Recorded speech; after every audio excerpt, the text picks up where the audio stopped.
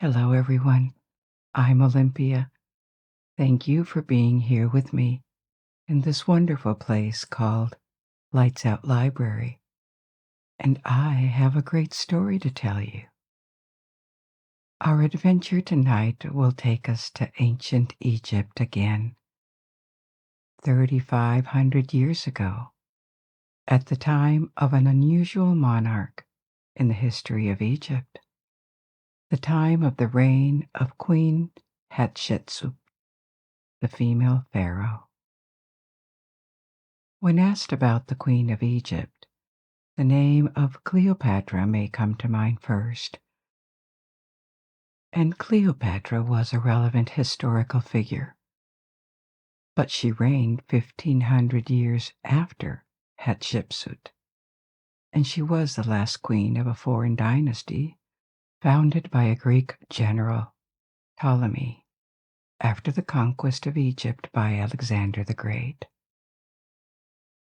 Hatshepsut lived long before that, at a time when Egypt was the great power of the Middle East, a rare beacon of advanced civilization in the world. And her reign was peaceful, prosperous, and on many counts successful, rather than chaotic and ultimately tragic, like Cleopatra's. This extraordinary life, this reign, and this period of Egyptian history is what we will explore tonight. But first, allow me to take a few seconds of your time to let you know that we have a Patreon page for those of you who wish to and can support this project, get more of it, and listen ad-free on your favorite podcast app. Patreon is a platform that allows you to contribute directly to our work financially. Our least expensive tier is $3.50 per month, but it doesn't mean you will get less. We let people contribute what they wish to or can, and everyone gets everything that is on our page, because the world is a better place when the sun shines for everyone. You will gain access to 16 exclusive episodes, our latest one being about the Loch Ness Monster. And we add a new one every month, and you can download all of our episodes with and without background sounds. We offer advance releases to our patrons as well. We have added links to Patreon as well as links to different streaming options, which may be better suited for you. You will find them in the description of the episode. But before we begin, if you wish to, you may close your eyes and allow yourself to forget about any worries as we embark on this adventure together. Now, assume a comfortable position. Maybe move a bit to settle.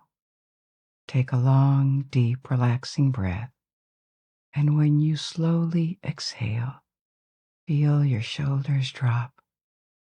Release the tension in your neck. Let your face soften and your jaw relax. Make sure your fingers are not clenched and that your legs are relaxed too, and allow the sound of my voice to guide you through this journey. And now, let's travel back in time 35 centuries to discover Egypt at the time of the 18th dynasty, near the peak of its splendor and power. Egypt in the 15th century BC was living one of the best periods of its long history. Best in the sense that it dominated its neighbors, its frontiers were safe, and it was politically stable. The central power of the pharaohs was not seriously challenged. We know this not just thanks to the documents and accounts left of this period. We also see it in an intense period of building. An abundant production of art and crafts in the opening and reopening of trade routes, as we will see during the reign of Hatshepsut. So there is an abundance of signs that Egypt was doing well at the time, and it had not always been the case. As you know, there were ups and downs along the very long history of ancient Egypt. As a civilization, it lasted for more than 3,000 years. The usual way of structuring the chronology of Egyptian history is to split the timeline into different periods. It started with an early dynastic period when Egypt emerged from prehistory, and the first period of unification and relative prosperity began in the 3rd millennium BC, a period called the Old Kingdom. There were 3 of these periods of unity that are typically considered high points in the history of Egypt because the country was unified under a single ruler. Generally, it faced no major crisis during this period, no invasions, no lasting period of dislocation or civil war, and this allowed the Egyptian pharaohs and the elite of society to prosper, to build and enjoy the blooming of their culture, of their art, and their lifestyle. The majority of the spectacular monuments that Egypt left were built during these periods of unity. So the first of these periods is the Old Kingdom, which lasted for about 500 years in the 3rd millennium BC. The Old Kingdom was the period when the largest pyramids were built, a practice that receded later. The second of these periods is the Middle Kingdom, which lasted about 3 centuries at the start of the 2nd millennium BC. And finally, the third one was the New Kingdom, 5 centuries in the second half of the 2nd millennium. In between these periods, there were intermediate periods of domination by invaders or disunity. The Egyptian civilization did not stop in these periods. In many respects, society went on, stayed as it had been. But these intermediate periods did not produce major monuments or memorable rulers. There were periods of relative decline when it came to the Egyptian state, its military, and the capacity of Egypt to project power beyond the valley of the Nile. Following the end of the New Kingdom period in the 11th century BC, Egypt entered a prolonged period of decline and diminishing influence. There were various attempts to restore the power of ancient Egypt, but they all failed, and the country fell prey to various invaders like the Babylonians, the Persians, later the Greeks. This was when the Ptolemaic dynasty appeared. And finally, after the failure of this dynasty to preserve its independence, the country fell to the Romans, who turned it into a Roman province. During the Roman period, the culture of ancient Egypt faded quickly. Christianity ended up replacing the old religion. Cultural expression and everyday life in Egypt had been intertwined with beliefs for thousands of years. Even the economy was structured partly around the temples, and all this collapsed into oblivion in the first centuries of our era. The culture, the religion, the social organization, what made the distinctive traits of ancient Egyptian civilization disappeared. But 1,500 years earlier, in the New Kingdom, the period that is going to interest us tonight, this final collapse would have been really hard to imagine because Egypt shined more than ever at the time. In between the Middle and the New Kingdom, there had been one of these intermediate periods of fragmentation and invaders from the Middle East.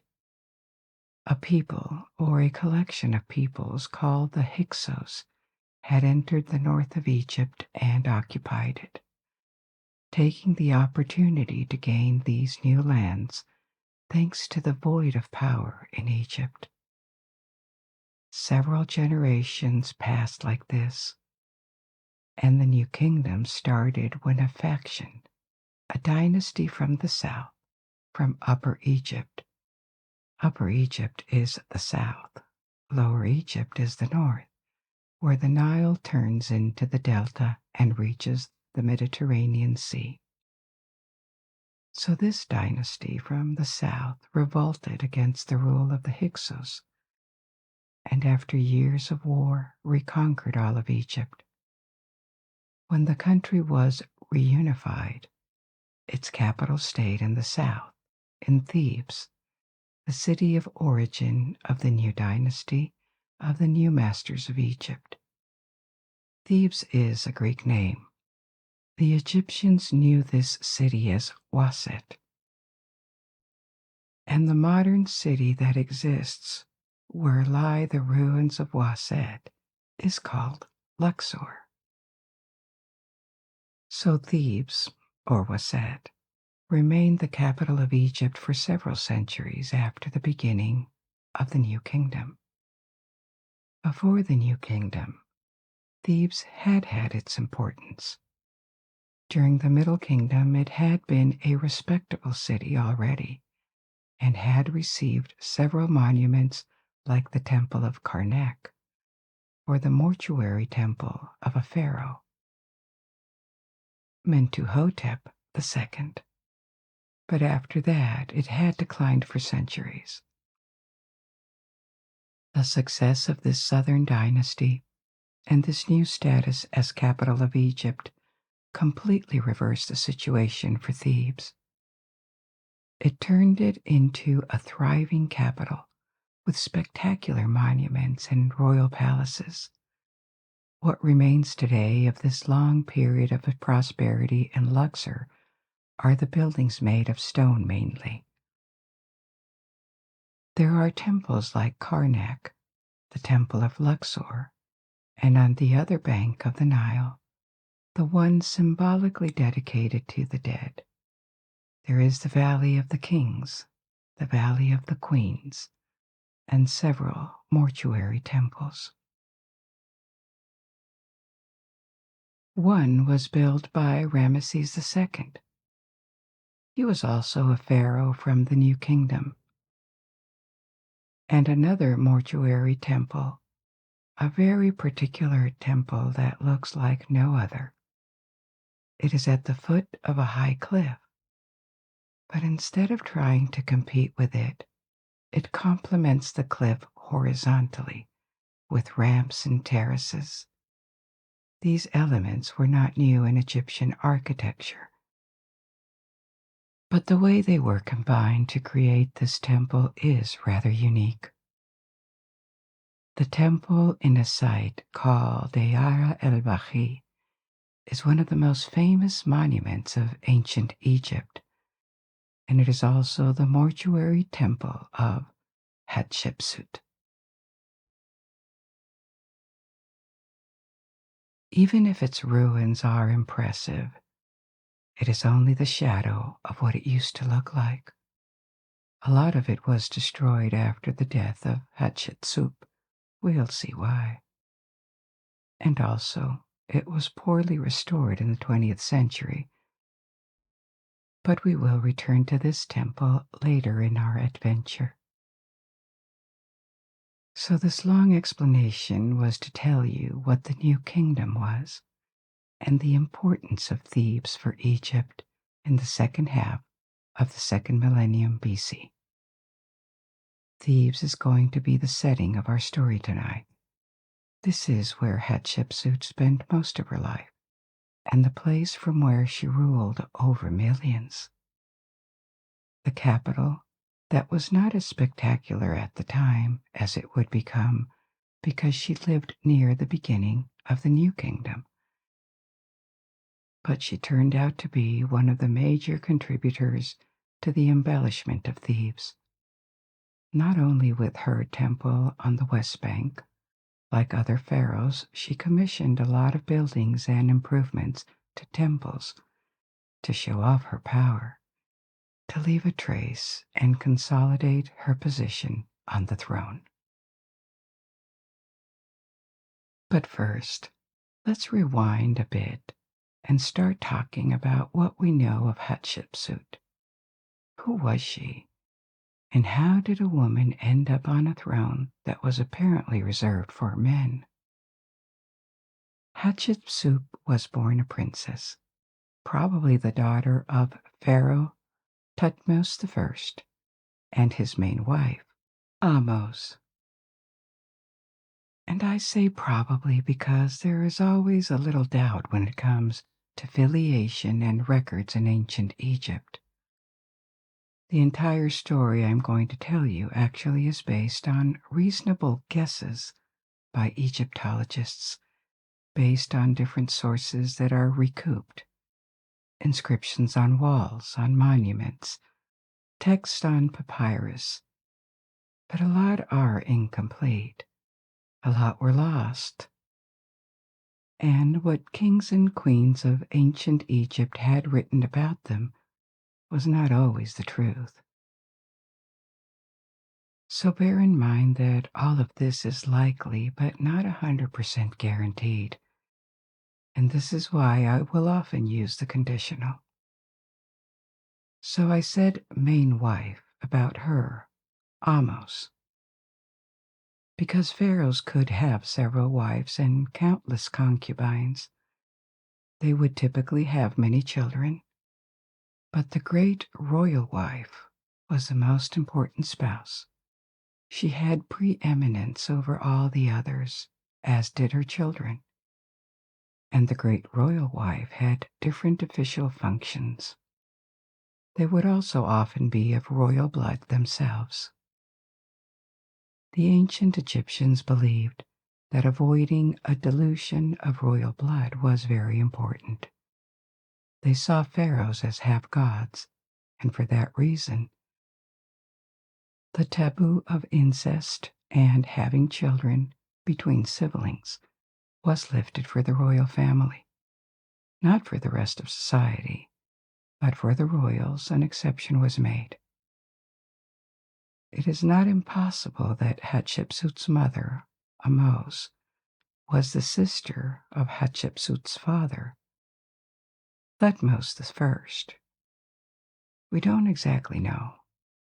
Ahmose is sometimes referred to with the title king's sister, but this may not mean she was his biological sister. This title of sister was also used for wives in relation to their husband. But in any case, there is no doubt that Hatshepsut was born as royal and as sacred as a little girl could be in ancient Egypt at the time. She was the daughter of a pharaoh and his great royal wife, meaning that her blood was precious, almost perfect. It carried royalty. And certainly for that reason, after her father's death in 1493 BC, she was married to her own half-brother, Thutmose II. It was probably even more important to marry Hatshepsut and Thutmose II because Thutmose was the son of a pharaoh and a lesser wife, not the son of Ahmose. Presumably, Thutmose I and Ahmose did not have a son, and this is why the son of a lesser wife was chosen as the successor. He was the backup plan. So maybe his blood was not considered as perfect, as pure as Hatshepsut's, which made this marriage particularly desirable to preserve the quality of the bloodline. Hatshepsut and Thutmose II were both 14 or 15 when this marriage happened, and they became at the same time half-brother and half-sister and spouses. Little is known about Thutmose II. In the history of Egypt, he was completely overshadowed by his father and his successors, including Hatshepsut. Thutmose I, the father, was a glorious ruler.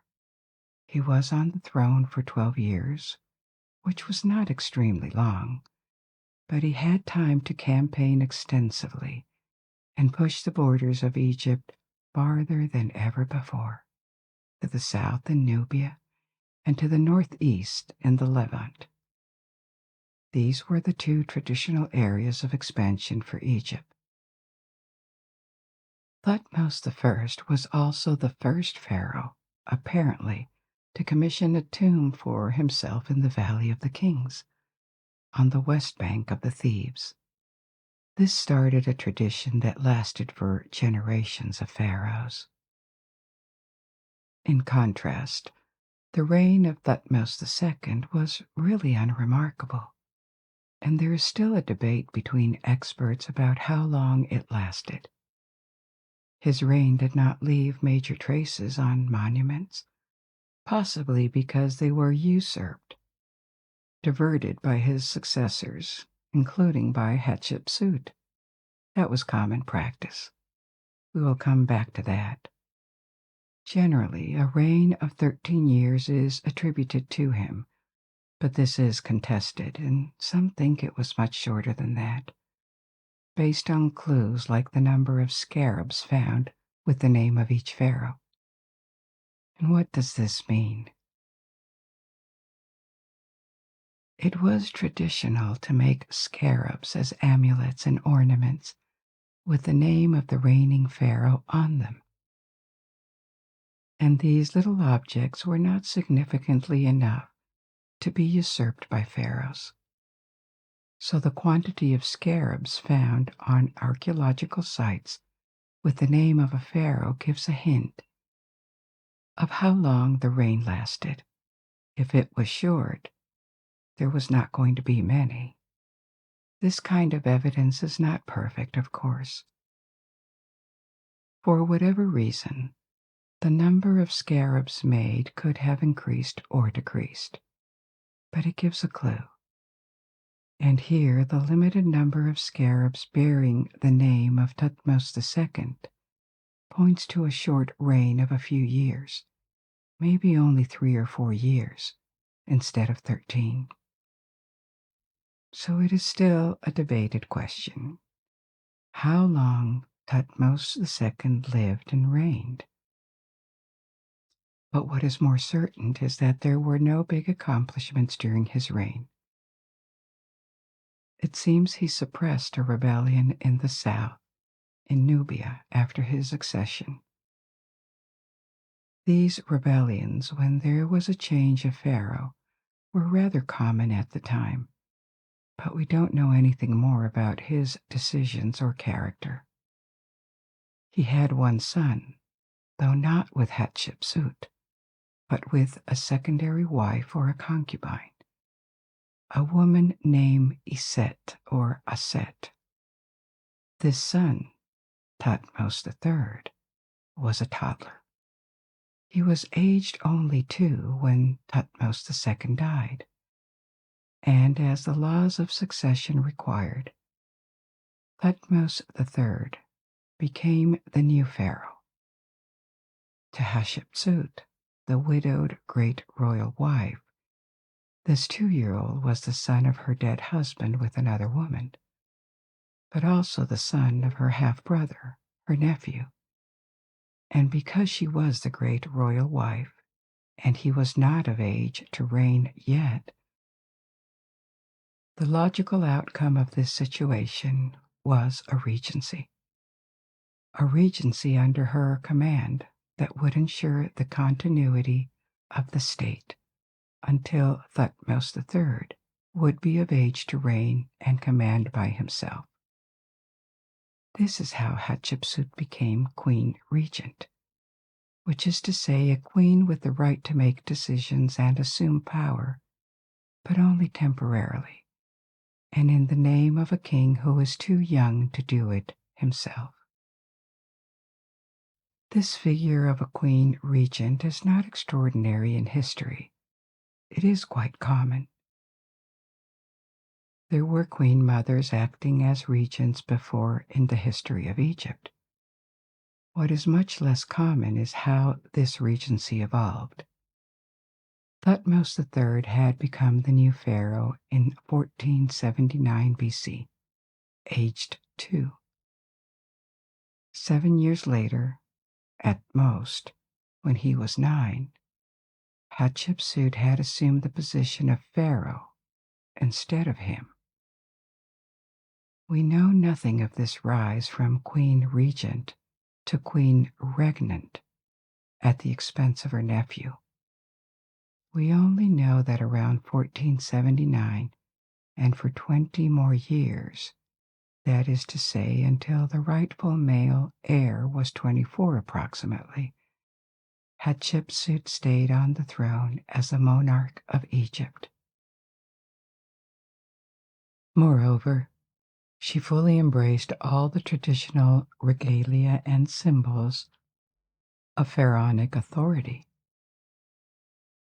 including the sacred crown and ceremonial scepters, establishing herself as a true sovereign rather than merely a figurehead.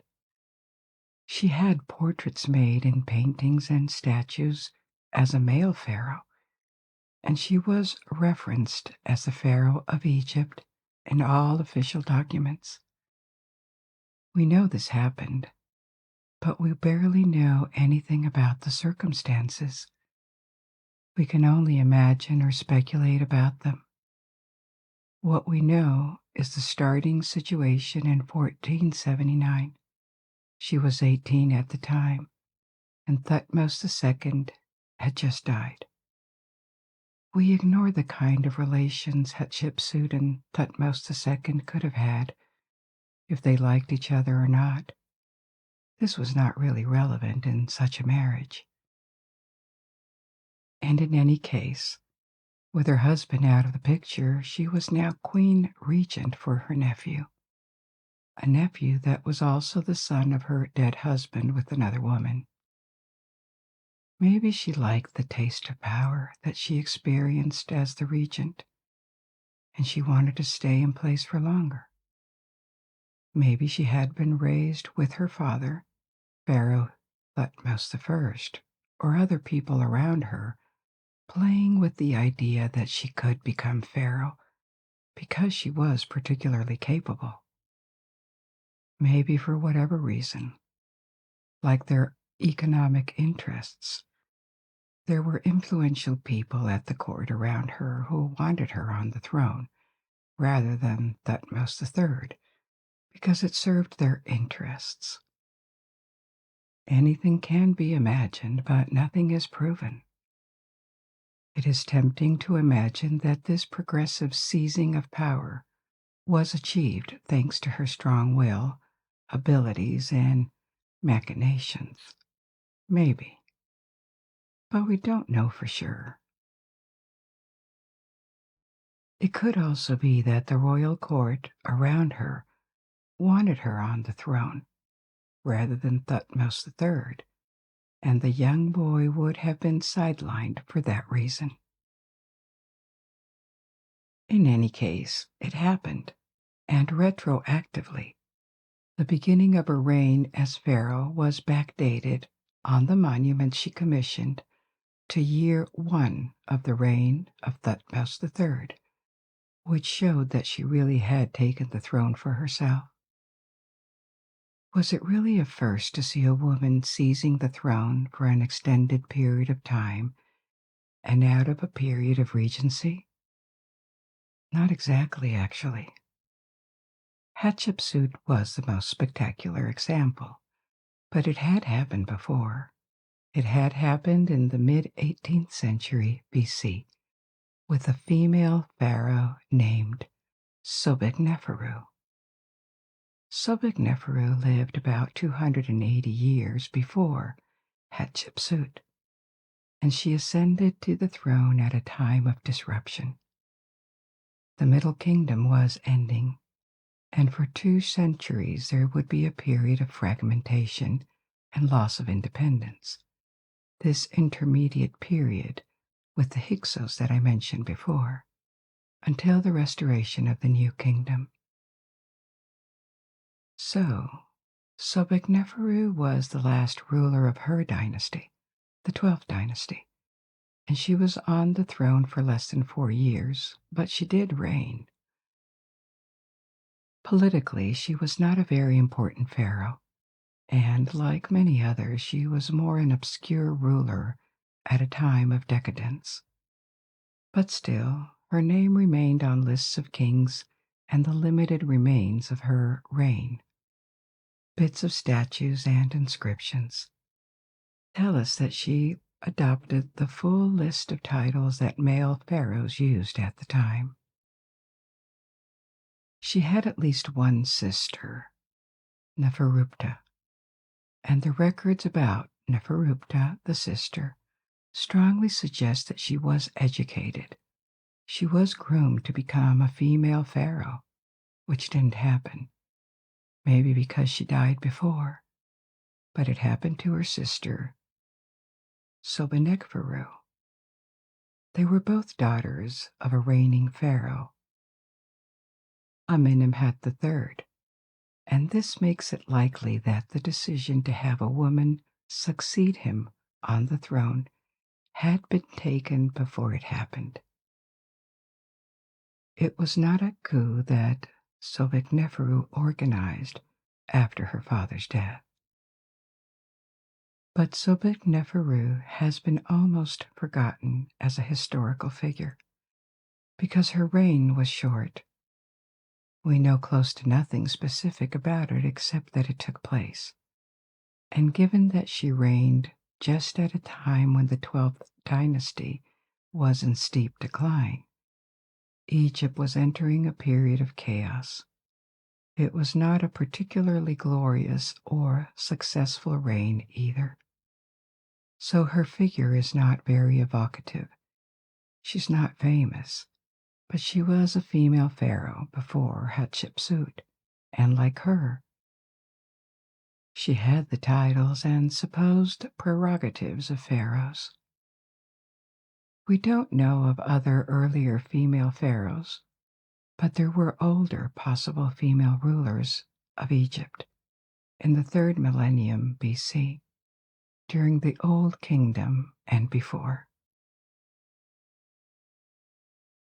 The very first name during the 1st dynasty that takes us around 2950 BC, 5,000 years ago, was Merit-Naith, a queen that could have been the great-grandmother of the very first pharaoh of unified Egypt, Narmer.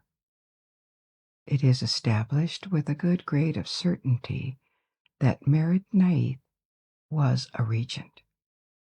But it is also supposed, based on several records, that she may have also effectively ruled Egypt as a queen regnant. It is unproven that she did it as a pharaoh. We don't know whether she was ever represented or titled as one, but she could have actually ruled the country out of a period of regency. If true, that would make her the earliest known queen regnant in recorded history in the entire world, 5,000 years ago, when not a single one of the great monuments of the world had been built, not even the pyramids of Giza. But this is very speculative. Not her existence, but the reality of the power and title she would have had. Another slightly later candidate from the 5th dynasty, we are now during the Old Kingdom 4,500 years ago, is a queen called Setibor. She is a little-known queen of the 5th dynasty, The fifth dynasty reigned in the 25th and 24th centuries BC, and now we are a few generations after the building of the Great Pyramids. Setibor was the main wife of a pharaoh, but she could have become more than that, and this hypothesis comes from the unusually large size of her pyramid, her tomb, and also how her monuments were targeted for destruction or appropriation by later rulers. This suggests that maybe she could have had more power and actually ruled the country. The targeting of monuments or their appropriation by erasing the name and replacing it with another one. This is not necessarily something that happened because she was a woman.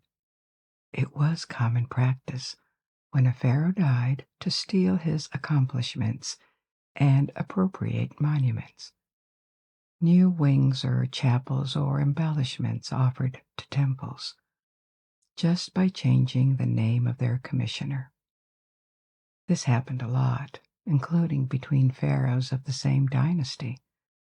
Hatshepsut did it, and after her reign, she was subject to it too. Maybe there was a particular rejection of female pharaohs because this was not usual, and political and military power was traditionally the domain of men in ancient Egypt. But the targeting of their monuments is not the ultimate proof of that. It happened to everyone. The monuments of Hatshepsut were also degraded by her successors, starting with Thutmose III, when he could finally take the reins of power. And a century ago, Egyptologists believed that this was a consequence of the rejection of a female pharaoh in a male-dominated society. But this view has been mitigated a lot since then.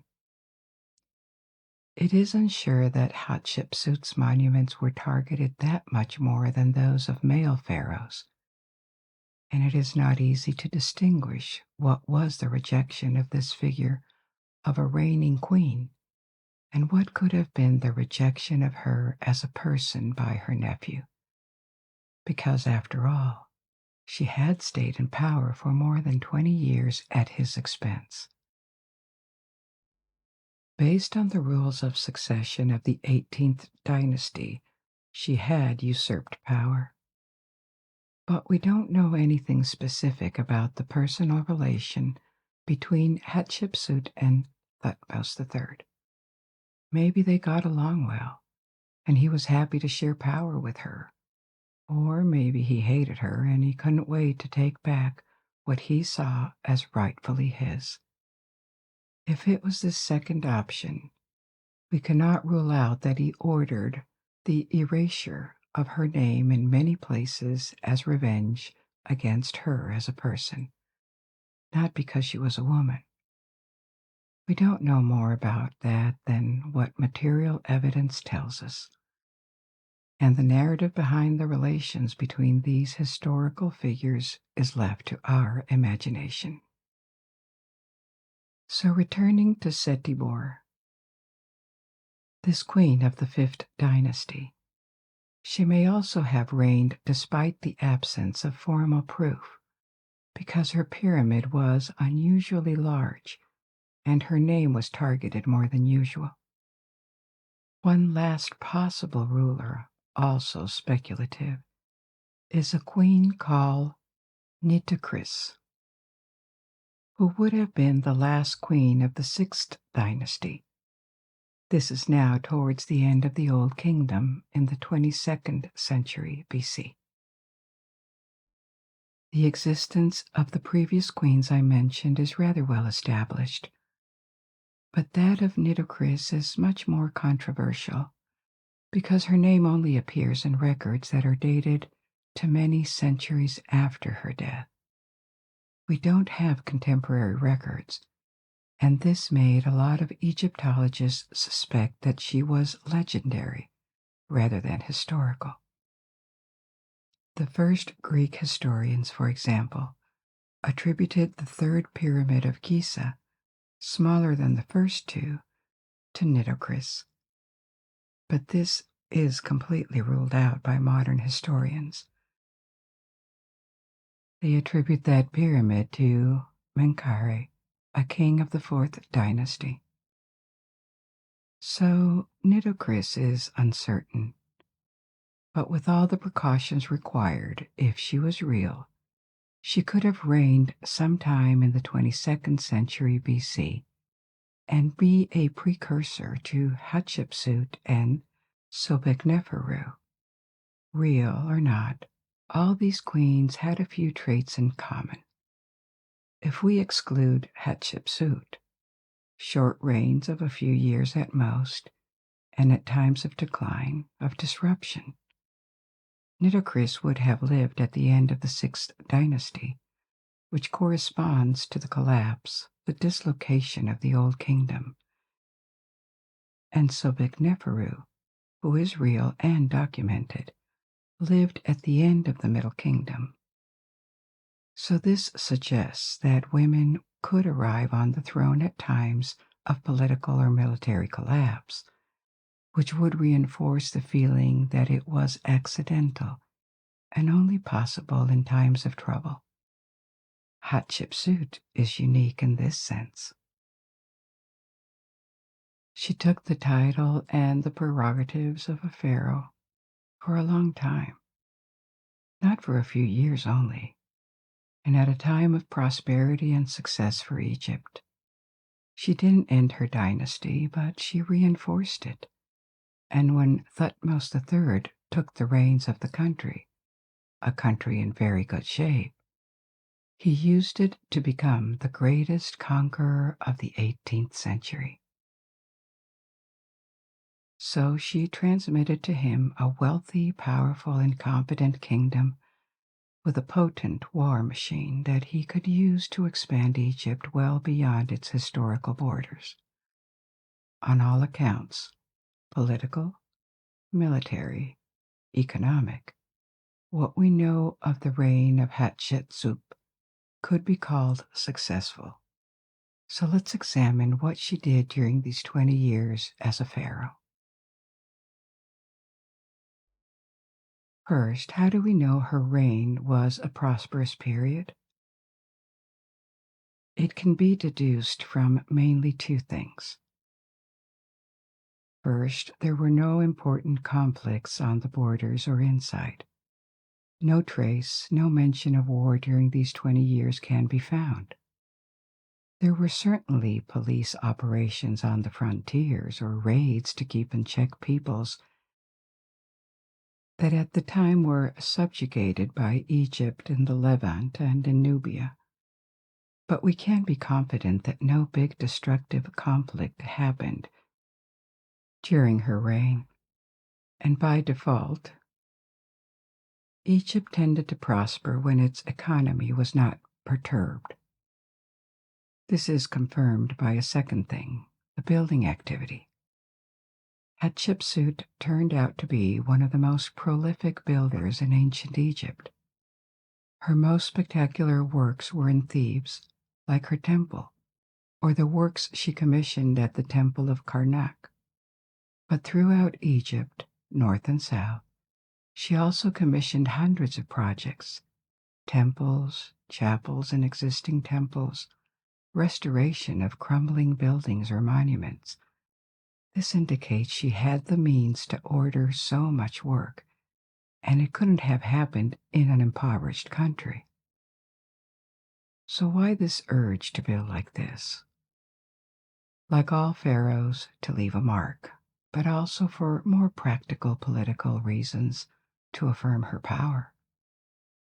When a new temple was inaugurated or an older temple reopened afterwards, the pharaoh, or at least an envoy, would show up to perform rituals. The rituals reserved for pharaohs, and by doing this they provided a visible proof of their existence, of who they were. We can imagine that the visit of a pharaoh in a place was something extraordinary for the people. First, because people certainly never saw so much refinement with jewels, clothes, all the pageantry that surrounded the pharaoh constantly. And this visit was the closest thing to a god visiting the world for them. It was an event that people certainly remembered for the rest of their lives, maybe more than for others, than for her male predecessors. Hatshepsut needed to do that, to commission religious buildings to visit them, to show how real she was, to affirm her power. Because it is likely that a female pharaoh raised eyebrows. It was unusual.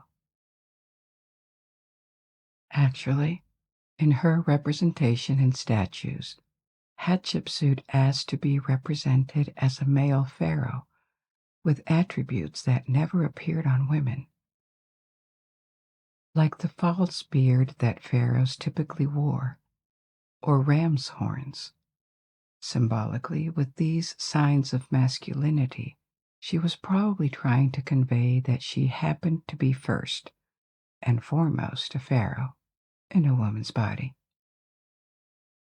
We don't know what she thought of it, whether she believed that women should be allowed to govern, or she somehow saw herself as an exception, a woman with the soul of a man. This rhetoric of a woman with a masculine soul or a masculine heart is something that comes back in history, when Queen Regnant stayed in power for a long time.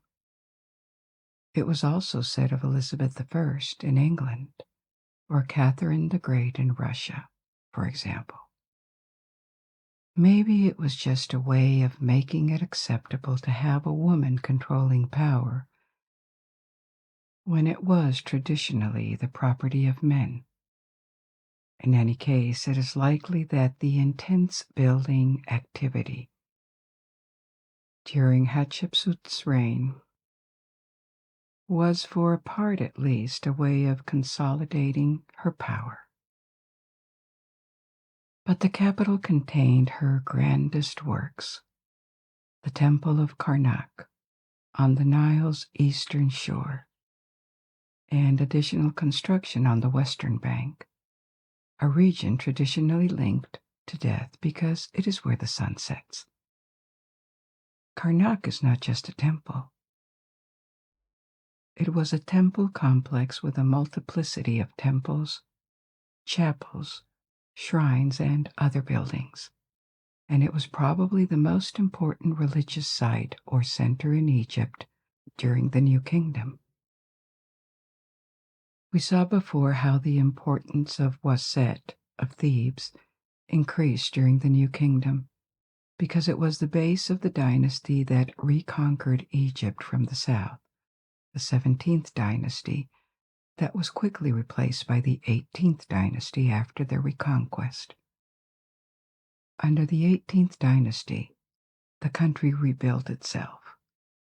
A lot of old monuments were restored. Many more were built, and Egypt also expanded abroad. That's why the 18th dynasty, of which Hatshepsut is a part, is considered one of the most successful and a peak for ancient Egypt. In Thebes, the main local god was Amun. In the rest of Egypt, Amun was not completely unknown, but was a secondary deity. It received little devotion in other places, even though the influence of his cult had begun to expand beyond Thebes during the Middle Kingdom. The fortune of the cult of Amun completely changed with the New Kingdom. Amun was now the god of the new pharaohs, the main cult in the capital of Egypt. And with it, the cult of Amun grew dramatically all across the country, to the point that later Amun even absorbed other deities. His cult merged with part of the cult of the sun, Ra. and a godly figure called Amun-Ra was worshipped. The success of a cult meant offerings from the people and enormous favors from the pharaohs or the high nobles of the country. There was an economic dimension to it. During the New Kingdom, no site was as favored as Karnak by successive pharaohs. This turned the Temple of Karnak into an economic powerhouse. There were the offerings, of course, but the temple also owned land, cattle, workshops, because temples were important economic units in Egypt, and Karnak was at the time probably the most powerful and wealthiest of them. The peak time of Karnak was during the New Kingdom, but it had started centuries earlier in the Middle Kingdom, and construction went on until the Ptolemaic period, the Greek period, at the end of the history of ancient Egypt. So the temple or the complex of Karnak was active for close to 2,000 years before it really was abandoned. And nowadays its remains are among the most spectacular ruins visible in Egypt. Hatshepsut's contribution to Karnak included 2 obelisks. These high vertical monuments made of a single block, a shard of stone. At the time, they were the highest ever, and one is still standing at Karnak. She also offered a shrine called the Red Chapel, and plenty of other restorations or smaller interventions in the perimeter of the temple. Many were usurped by others who put their name on them. But the most spectacular work she commissioned was her own mortuary temple on a site called Dair el-Bahari. What is a mortuary temple, actually? It was not a tomb, but a special temple adjacent or close to a royal tomb, a temple that would survive the pharaoh and be dedicated to its cult after his death, or, in the case of Hatshepsut, her death. This mortuary temple stands out in ancient Egyptian architecture. It uses a cliff as a backdrop, and it spreads horizontally at the foot of the cliff. This is why many pictures of this temple are aerial pictures. But people saw it from the ground, and what they saw was this succession of terraces connected by ramps, with lines of columns and statues slowly rising in front of them, until the cliff took off like a connection between earth and heavens. That was certainly a striking vision for people who were not used to seeing the landscape being used like this in architecture. It was not a complete first, though. There was already a smaller temple on the side, the temple of Mentuhotep II, a pharaoh from the beginning of the Middle Kingdom, who also came from Thebes. But Thebes had not remained the capital for long during the Middle Kingdom.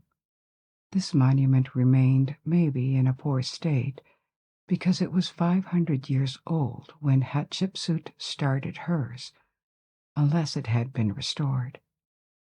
In any case, part of the inspiration for her temple came from this smaller adjacent building, the ramps and the lines of columns. Nowadays, Hatshepsut's temple looks very dry and mineral. It was not always the case. The perimeter was irrigated. There was a lot of greenery, too. So at the foot of this cliff, what people saw was the mix of trees, of green plants, and the warm yellow of the limestone, the vibrant colors of the statues probably, all this overlooked by the ochre reddish cliff.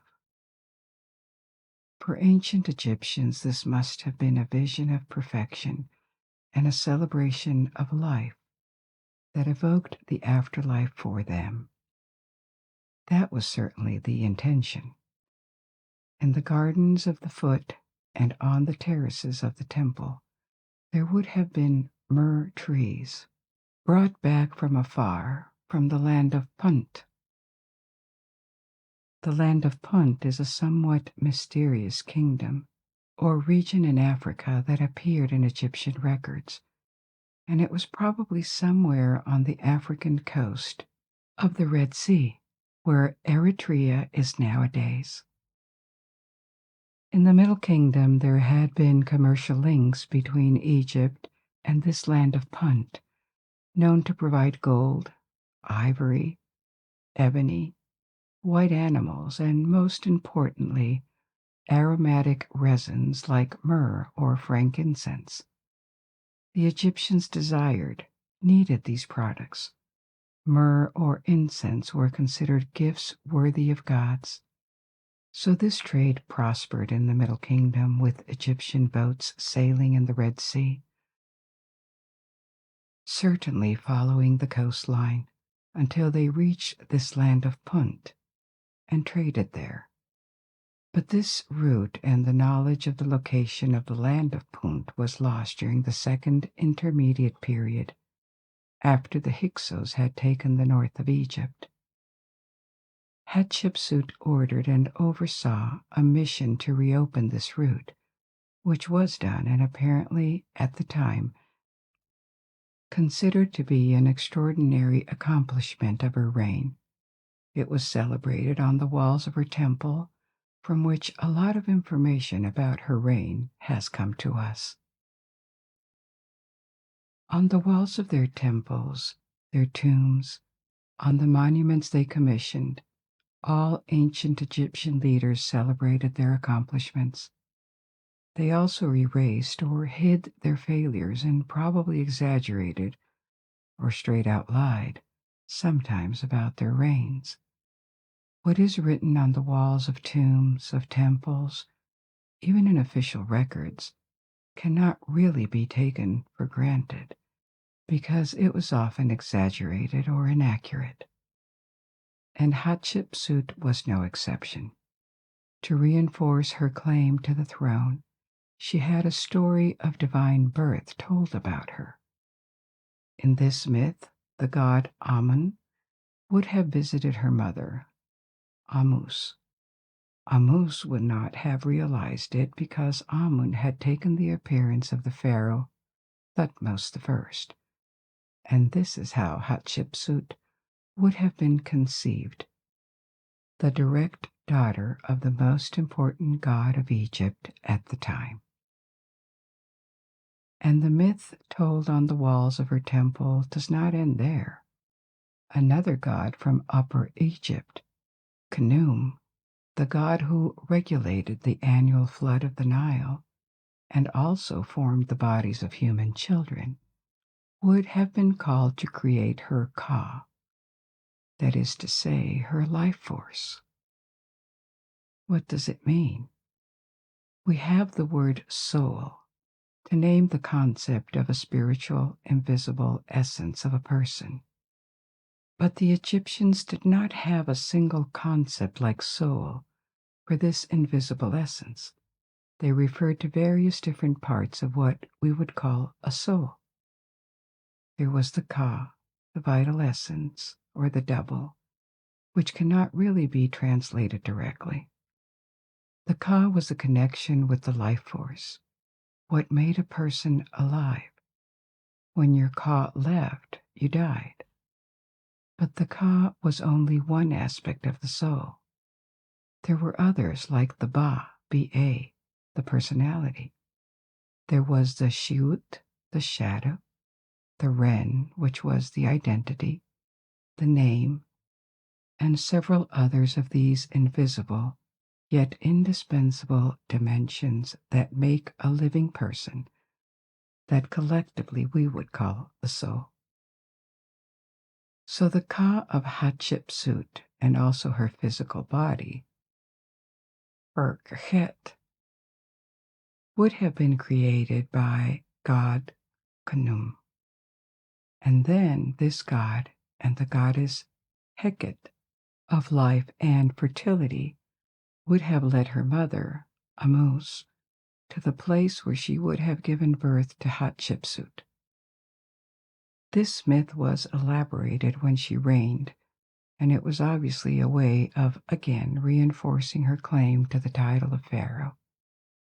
In the same vein, she had texts on the walls of her temple assert that her father designated her as his successor, which is dubious, probably even a big lie, because if true, she would not have started as a regent.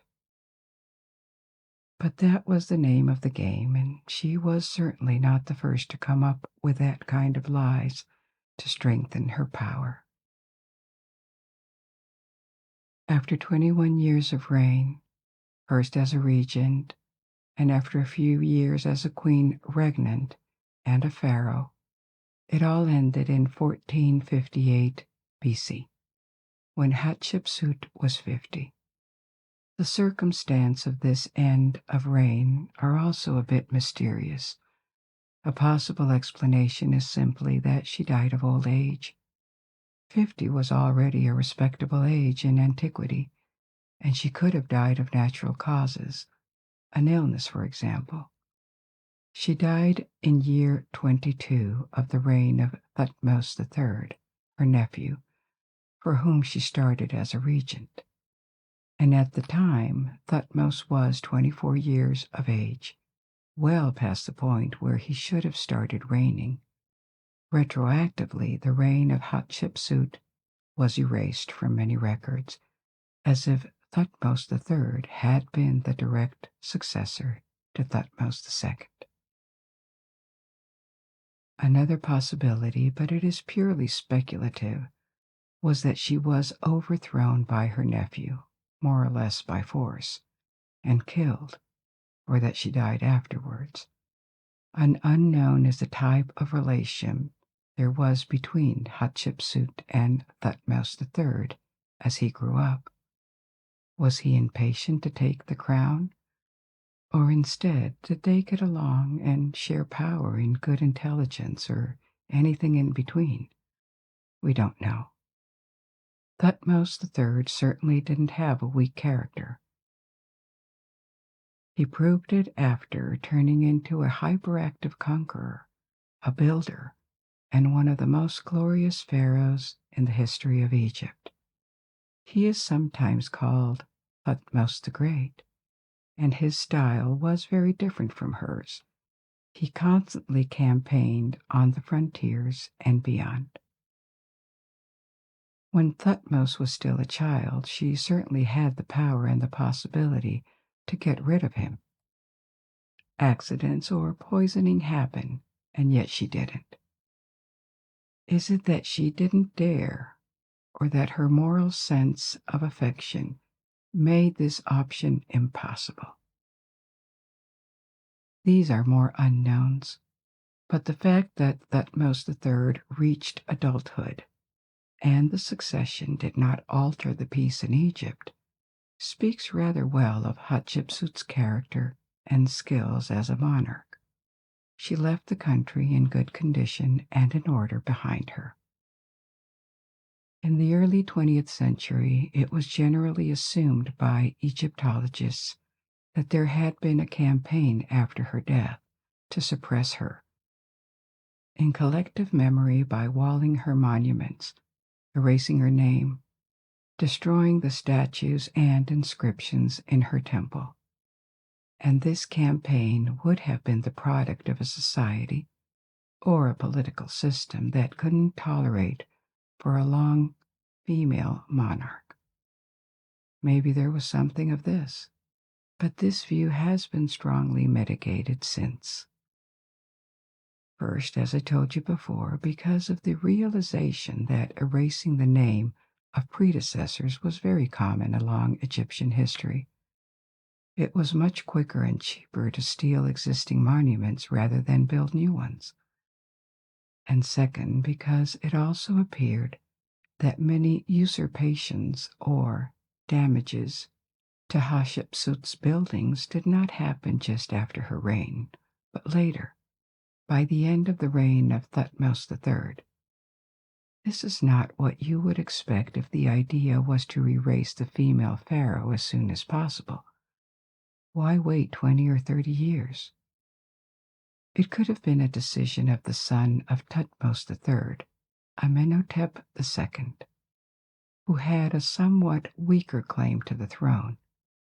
His father was already the son of Thutmose II, with a secondary wife, and himself was the son of Thutmose III, with another secondary wife. This was a lot of dilution of blood, and as we saw at the beginning, great royal wives were often chosen within the family to preserve the purity of the blood. And so Hatshepsut, with her impeccable pedigree, may have been an annoying figure reminding that, not so long ago, a sovereign with much purer blood than Amenhotep II was on the throne of Egypt. Hence maybe the urge to erase her memory a few decades after her death, rather than immediately after. So for these reasons, the idea that Egyptian society completely rejected a female leader has receded somewhat. A reigning queen was certainly not considered a standard or desirable solution. It was not encouraged, and Egypt, after Hatshepsut, immediately returned to a succession of male pharaohs. But the example of Hatshepsut shows the exceptions were possible and tolerated in some circumstances. For women of extraordinary will, extraordinary ambition, or confidence, and also, maybe, that's at least what the case of Hatshepsut suggests, of outstanding birth. Someone from a lower extraction than her would probably not have been accepted on the throne. 35 centuries later, we are left with few certainties. Hatshepsut ruled for 2 decades, the wealthiest and most powerful kingdom of her time. She built a lot. She made her country prosper, and she left it in good condition. She was most certainly a highly cultured and educated woman because of her birth. Her permanence in power strongly suggests that she was smart, and that she must have been strong-willed to take the throne that was not destined to be hers. But she is also a mystery. We ignore what she looked like. A mummy was attributed to her, but this is very uncertain. We ignore what she thought, who she loved, what she wanted, what daily life was for her apart from the highly deified religious rituals and ceremonies of the court. In that sense, she is not necessarily more mysterious than other pharaohs. But what is special about her is that she may well be the first great woman of history of whom we are informed. This was one of the most extraordinary archaeological discoveries of all time. In 1922, a British archaeologist named Howard Carter discovered a royal tomb that had remained almost untouched for more than 3,000 years, almost by accident. You know that in the period of Egyptian history called the New Kingdom, which was between the 16th and 11th centuries BC, the capital of Egypt had moved south to the city of Thebes. Thebes is a Greek name. The Egyptians called this city Waset or Weset. The New Kingdom is considered a separate period in history because it began with the reconquest of all Egypt by the kings of the south, of Upper Egypt, who ruled from Thebes. Before they retook their country, Egypt had been for several generations under the rule of a foreign people that had come from the East, from the Middle East, called the Hyksos. These Hyksos had progressively invaded Egypt, starting with the delta of the Nile, at a time when the kingdom was weakened. They had overthrown the Egyptian dynasty to replace it with a new one of foreigners.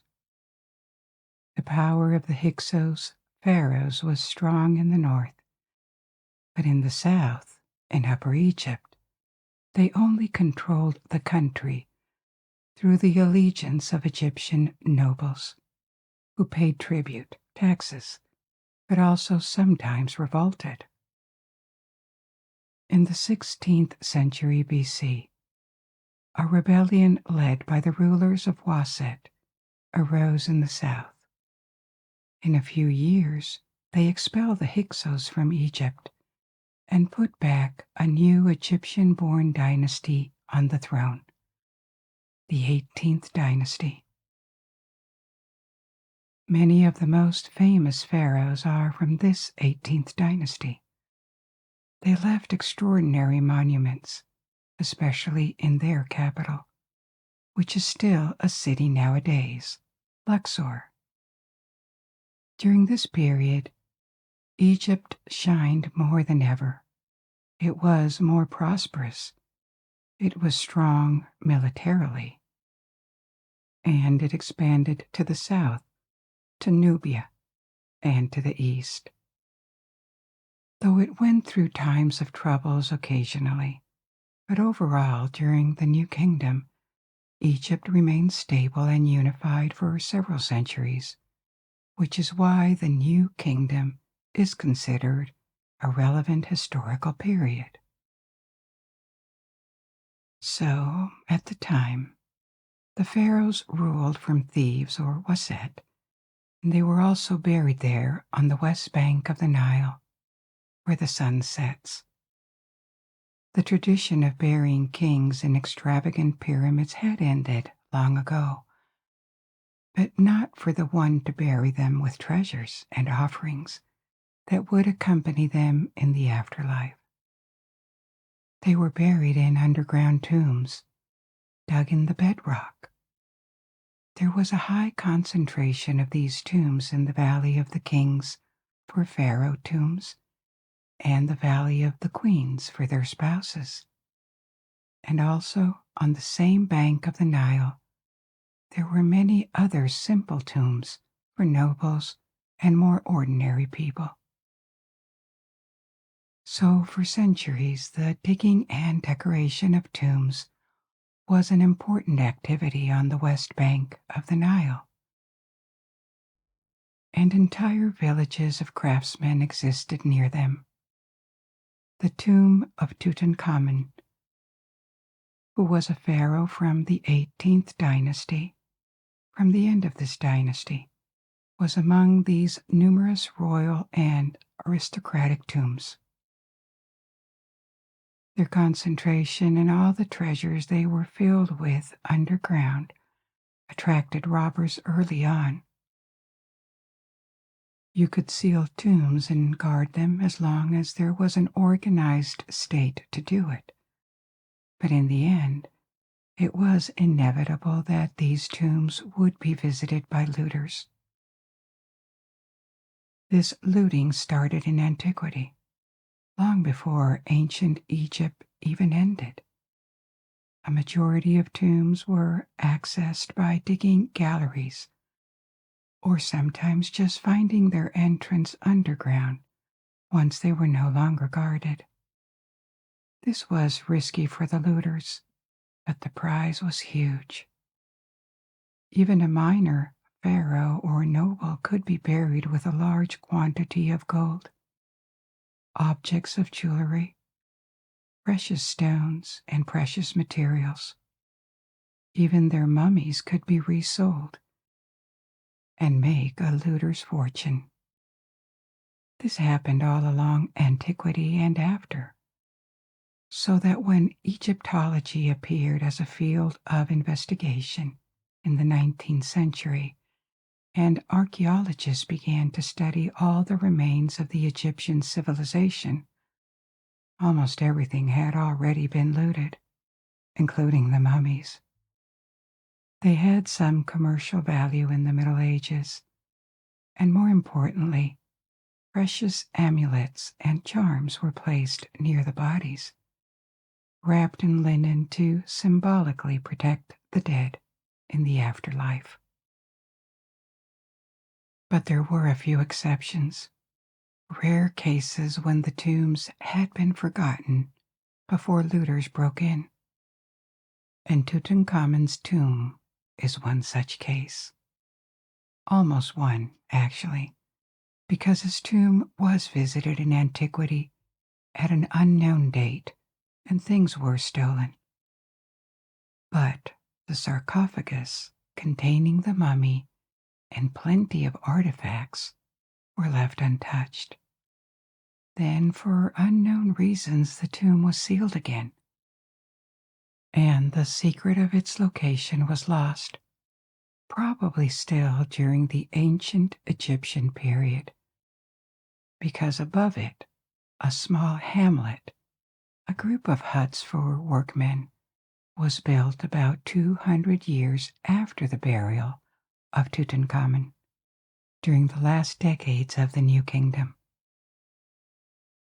This probably protected the tomb from antique looters, because who could have imagined that the tomb of a king was hidden under humble huts?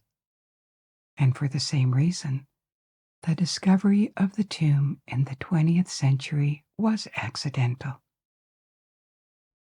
The team, led by Howard Carter, was excavating the site of these huts, looking for remains that were expected to be humble, of workers of the late kingdom.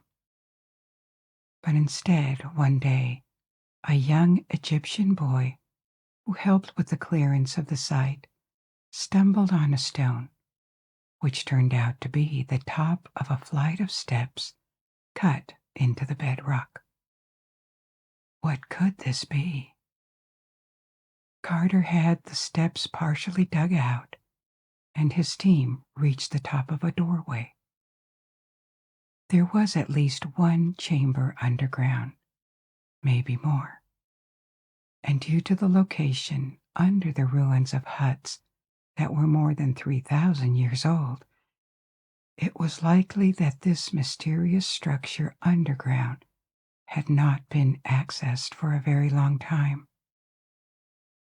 So Carter immediately understood this was a major discovery, even though he had no idea yet how incredible it would turn out to be. He alerted others to his find, and slowly, cautiously, the stairway was cleared.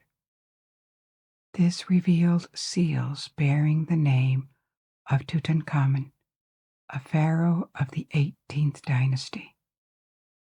At the time known mainly by experts because he was a minor figure who had died young and ruled for a very short time, only a few years, but still a pharaoh. This excavation led to a downward corridor that had been blocked with packed stone chippings, a usual way of sealing tombs once the deceased had been placed in them. Unfortunately, the tunnel had been excavated through this blocking and then refilled. At this point, it appeared that the tomb had probably been desecrated in antiquity, which was a bit discouraging. At the end of the tunnel, there was a second door that also had been breached and resealed. It was to be expected that what was beyond this door had been altered, maybe entirely emptied, but still, the tomb of a king would always reveal valuable information. A hole was made in this second door, and through it, hot air escaped from the chamber on the other side, air that no one had breathed in 3,000 years. Carter placed a candle near the hole and could look at what was on the other side. From the dark emerged statues, strange animals, objects, and everywhere the glint of gold. Despite attempts to access it, the chamber beyond the door was still full of wonders. Given the scope of this discovery, which was now confirmed, Carter sought help to explore the tomb, which had to be done methodically and cautiously. It was fortunate that this tomb had not been found earlier, because in the 19th century, Egyptologists would probably have entered quickly and taken notes of everything, but without much care for all the information that the layout, the placement of artifacts, or even their state of conservation could reveal. In the 1920s, archaeology had already become much more analytical and was taken more seriously. There would be photographs of everything before it was even touched. Every object would be removed very slowly and carefully, and all the time necessary would be taken, instead of rushing like a treasure hunter to the sarcophagus and opening it to see what was inside. The last objects were removed from this tomb in 1930, 8 years after its discovery.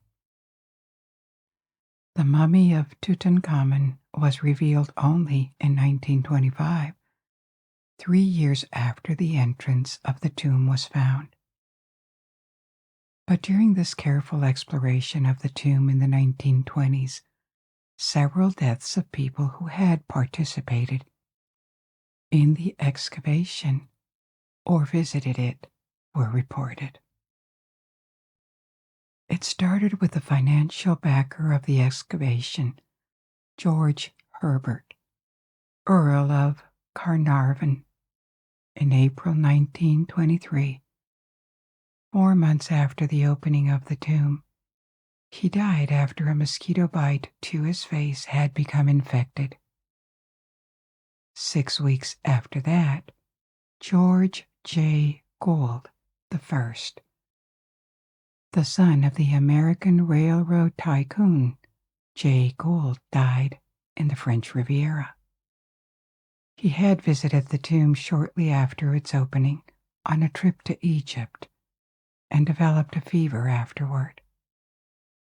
In 1928, 5 years later, a member of the Carter's team called A.C. Mace died after several years of illness.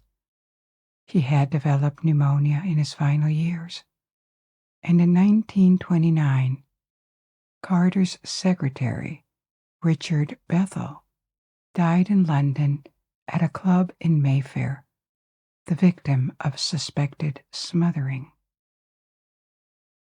There were also non-lethal incidents that were reported. For example, shortly after opening, Carter found a cobra, a very venomous snake, and also a symbol used by the pharaohs, which had entered his home. Writers and journalists began to become excited about these incidents, and in the 1920s, stories of a possible curse of Tutankhamun began to spread. More broadly, a curse of the pharaohs that would doom those who profaned their tombs, looters and archaeologists alike.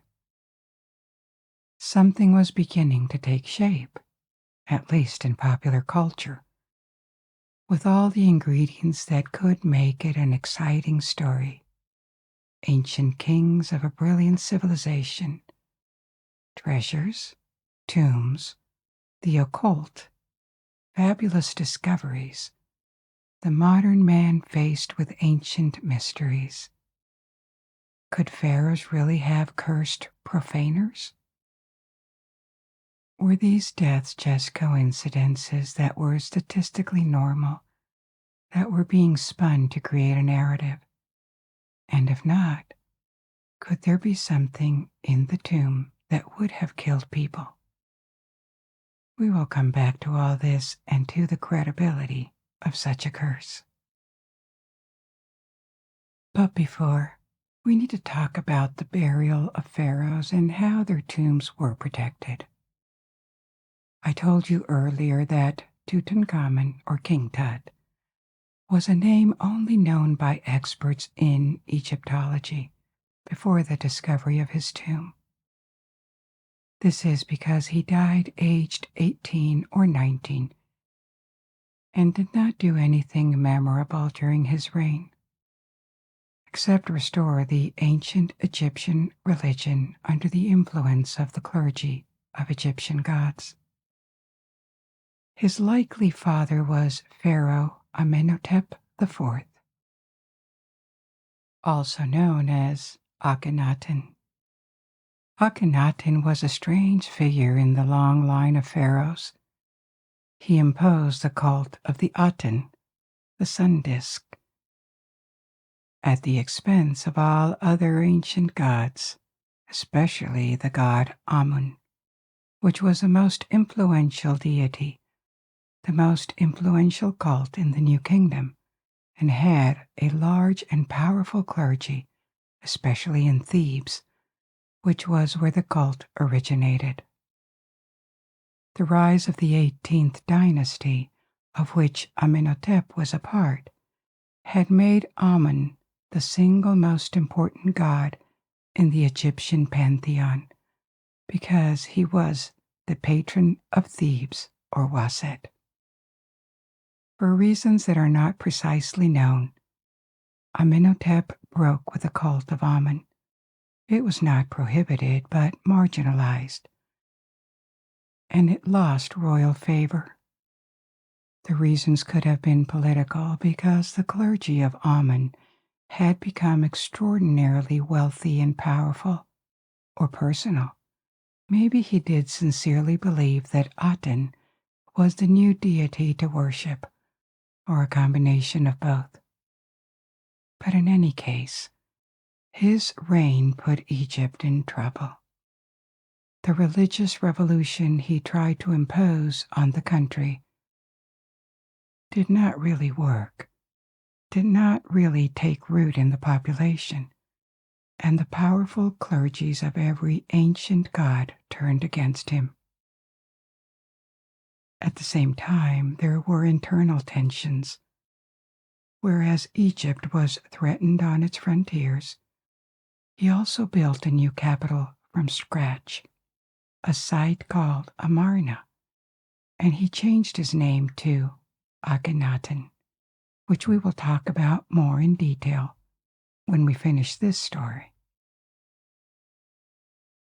When he died, probably to many Egyptians' satisfaction or relief, it was a period of uncertainty for a couple of years. But then Amarna was abandoned, and the old religion restored. The first successor to the throne, who stayed on it for more than a few months, was Tutankhamun, as I said, probably a son of Akhenaten. But he ascended at the age of 8 or 9, still a child, and probably with the support of a party that wanted to restore traditions, including the priests of Amun. The capital was moved back to Waset, to Thebes, and the name of Akhenaten and his heresy were erased from many documents and monuments. This is why Tutankhamun was always perceived as a weak, minor figure. He reigned as a teenager, at a time when real power was probably in other people's hands. Starting with his great vizier. The vizier was a kind of prime minister, a man called I. I could have been his granduncle or grandfather-in-law. We don't exactly know. What we know is that when Tutankhamun died, childless, I became pharaoh. So this reign was only 9 years long and unremarkable, which is why Tutankhamun was essentially a name on a list of kings, known mainly by experts for the period of restoration of the old order that happened during his life, probably out of his control. But the fact that he died young and probably unexpectedly explains a lot about his tomb. However fabulous the treasures buried with him, we'll talk about that in a minute, they were probably relatively modest in comparison with what more powerful and long-lived pharaohs took with them in the afterlife. His tomb was relatively simple, modest in comparison with other kings. We left the excavation of the tomb just when Carter looked through a door and saw that the room on the other side contained many objects. Beyond this door there was in fact a room called the antechamber, with hundreds of objects, most of them precious. There were 3 different funeral beds, 4 different chariots. It is believed one was for hunting, 1 for war, and 2 for parades. Inside a large chest, there were military items, walking sticks, underwear, a trumpet made of copper alloy. All these objects were probably personal belongings that were left in the tomb to accompany the dead in the afterlife. But this antechamber was just a taste of what was to come. It had been searched 3,000 years earlier, presumably by robbers who had taken a few things, but there were 2 more rooms where they had left an extraordinary treasure, and most importantly, they had never reached Tutankhamun's coffin and his mummy. First, on the side of the antechamber, there was the burial chamber, the room where the body was placed. The mummy was placed in a coffin, placed in larger coffins, which themselves were in a sarcophagus, that is to say, a larger stone coffin sealed with a lid. But the sarcophagus was not visible. It was surrounded by several larger wooden structures, like big closets called shrines, which were gilded and decorated very carefully.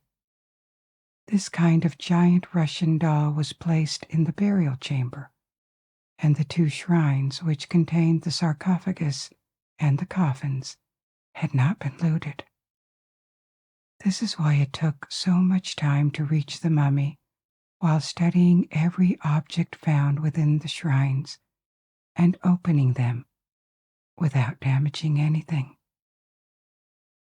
All these elements are now at the Egyptian Museum in Cairo, and we owe the possibility to see them to the care with which the tomb was studied. The larger shrine, the outer one, occupied almost the entire room, which was rectangular, leaving only 1 foot on the sides and 2 feet at either end. This didn't leave much space for other things, and the burial chamber only contained a few containers for scents, lamps, and several paddles that symbolically would serve on the solar boat on which the king would travel to the land of the eternal life. This room was still richly decorated with frescoes on the walls. It was the only decorated room of the tomb, and on the side there was yet another room called the treasury, containing the treasure. Over 5,000 objects, including many gilded statuettes of the king and deities, model boats, 2 additional chariots.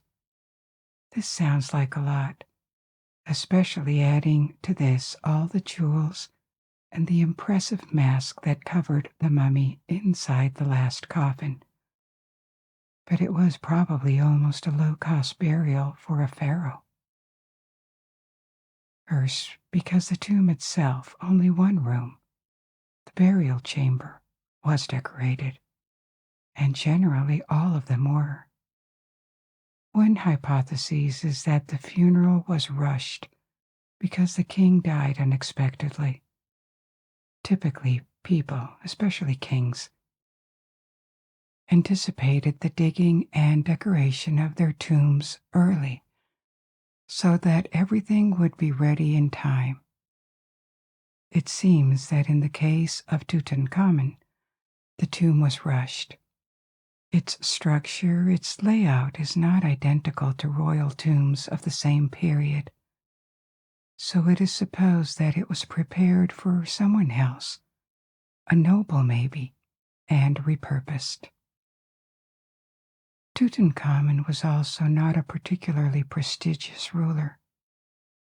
He won no battle, nor did any reform that we know of, and he was also physically disabled. He had a deformity on his left foot that forced him to walk with a cane. He had scoliosis, and the study of his mummy revealed that he had contracted several strains of malaria during his life. So to the people at the court and the powerful nobles of Egypt, he was most probably perceived as a weak king who would die without an heir. He was still buried as a pharaoh, and this included a lengthy process to prepare the mummy. The fastidious tomb, several weeks of national mourning, but there is no reason to think any extra effort was made. Tutankhamun owes all his modern fame to the miraculous preservation and discovery of his tomb, and for a part 2, to the legend of the curse. So let's go back to the curse of the pharaoh's story. Did the ancient Egyptians really try to scare people away from their tombs with threats of curses? Actually, probably not. Maybe there were rumors about it. There certainly were harsh punishments, death for anyone trying to break into a king's tomb. But there were very few curses relative to tombs in general in ancient Egypt. Maybe because they didn't think about it. But another hypothesis is that the idea of such a desecration was dangerous to recall in writing.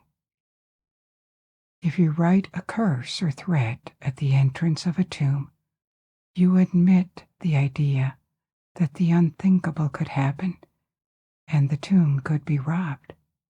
So maybe out of superstition, there were barely any warnings or threats written. Even though they may have existed orally, the rare occurrences of curses that have been found were not in royal tombs, but rather in smaller private tombs for nobles of the Old Kingdom, which is to say, 1,000 years before the time of King Tutankhamun. But when there were inscriptions like these, it seems they were more directed at the priests, who were supposed to take care of the tomb rather than looters. If the priests did not keep the tomb pure, there would be consequences, but actual robbers were not mentioned or addressed. Still, they knew very well that looting was a thing, and they addressed the concern by hiding the tomb underground and making it hard to access. It was generally not enough to stop robbers, especially in periods when Egypt was in trouble and order was not well maintained. But overall, There is barely any evidence in archaeology that supports the concept, the idea, of a curse of the pharaohs. Actually, this idea appeared with the development of Egyptology in the 19th century. Maybe because the discovery of ancient Egypt was fascinating on many levels. Probably also because even though they justified it, archaeologists were aware that they were desecrating tombs and often exposing corpses of dead people in museums or even in private events. There were a lot of these in the 19th century, organized to open the coffin in public because of the people's interest. The coffin containing a mummy was brought, more or less legally, to London or Paris, and the organizers of the excavation who had brought it turned the opening into a social event with a scientific or historical twist. It was generally unsaid, but there was always something vaguely obscene about exposing the remains of real people to the public's curiosity and emptying tombs for treasures that had been left as part of a funerary ritual. And so, between the fascination for ancient Egypt, the guilt, and the taste for the occult that was on the rise in the 19th century, there was good ground for a legend of curses around the mummies to appear. The first tales, novels, or short stories of mummies coming back to life appeared almost 200 years ago. A mummy fiction became a thing, along the 19th century, especially in British Gothic literature. Together with other fantastic creatures born from ancient magic or science, werewolves, vampires, the creature of Frankenstein, mummies were a subgenre that had less success than vampires, but to the educated public in Europe and America, they became part of fantastic literature. People knew what it was about, and the idea of a curse hitting the desecrators of a tomb became easily recognizable. Without it, there could not have been a story around the tomb of Tutankhamun. When the tomb was discovered, there was a new spike in interest for ancient Egypt. Maybe the fact that it happened in the 1920s was also very important to the British, French, or German public, because in the late 19th century and early 20th century, the ideal of the European scientist, historian, archaeologist making wonderful discoveries, explaining the world, more generally of science and progress, illuminating the past and the path to the future. These were very widespread and popular themes. But then came the First World War and its atrocities. The mood changed, and in the early 1920s there was a sense that a lot had been lost. Not just millions of lives, financial ruin and destruction, but also faith in the future and the very notion of faith and progress. It was not so much the case in America, thanks to continuing prosperity and the absence of destruction on American soil in the First World War. But in Western Europe, the kind of pre-war optimism and intellectual satisfaction that prevailed 20 years earlier had completely vanished. So in 1922, the discovery of this tomb felt like a return to the good old days, a good dose of exoticism, an intriguing ancient civilization, a fabulous treasure, an adventure. In a word, the kind of stories that could re-enchant the world. And, as a result, the interest for Carter's work and progressive reveal of what was inside the tomb until the climax with the opening of the last coffin in 1925. This was huge. The press was there. Anything printed about Tutankhamun's tomb could sell very well. And as often, demand creates supply. Newspapers were not only interested in the tomb itself, but also everything around it. How had it been found? By whom? Who were these people and what happened to them? Only 1 month after the opening of the tomb, an account about the intrusion of a cobra at Carter's house appeared in the New York Times. And obviously the parallel with the symbol of ancient pharaohs was made immediately. Even though in reality pharaohs had different symbols, the cobra was one among others, a protector that appeared on their crowns. Then it escalated with the death of Lord Carnarvon a few weeks later from this mosquito bite that had become infected. The creator of Sherlock Holmes, Arthur Conan Doyle, suggested that the death had been caused by so-called elementals created by Tutankhamun's priests to protect the tomb. A claim that was not really made very seriously and was based much more on this 19th century literature and tradition that we just talked about, rather than archaeology. But this fueled further media interest. And from this moment on, people tried to actively find new elements, deaths or incidents that could be attributed to a curse. And it seemed to culminate in 1923 in May, when George J. Gould died of the fever he had contracted after visiting the tomb. There were rumors that inscriptions at the entrance of the tomb warned anyone who would enter, which is just not the case. There are no such inscriptions. But even though it was debunked, the idea remained. So did the hypotheses that people were poisoned by toxins or fungi that would have been liberated when the tomb was opened.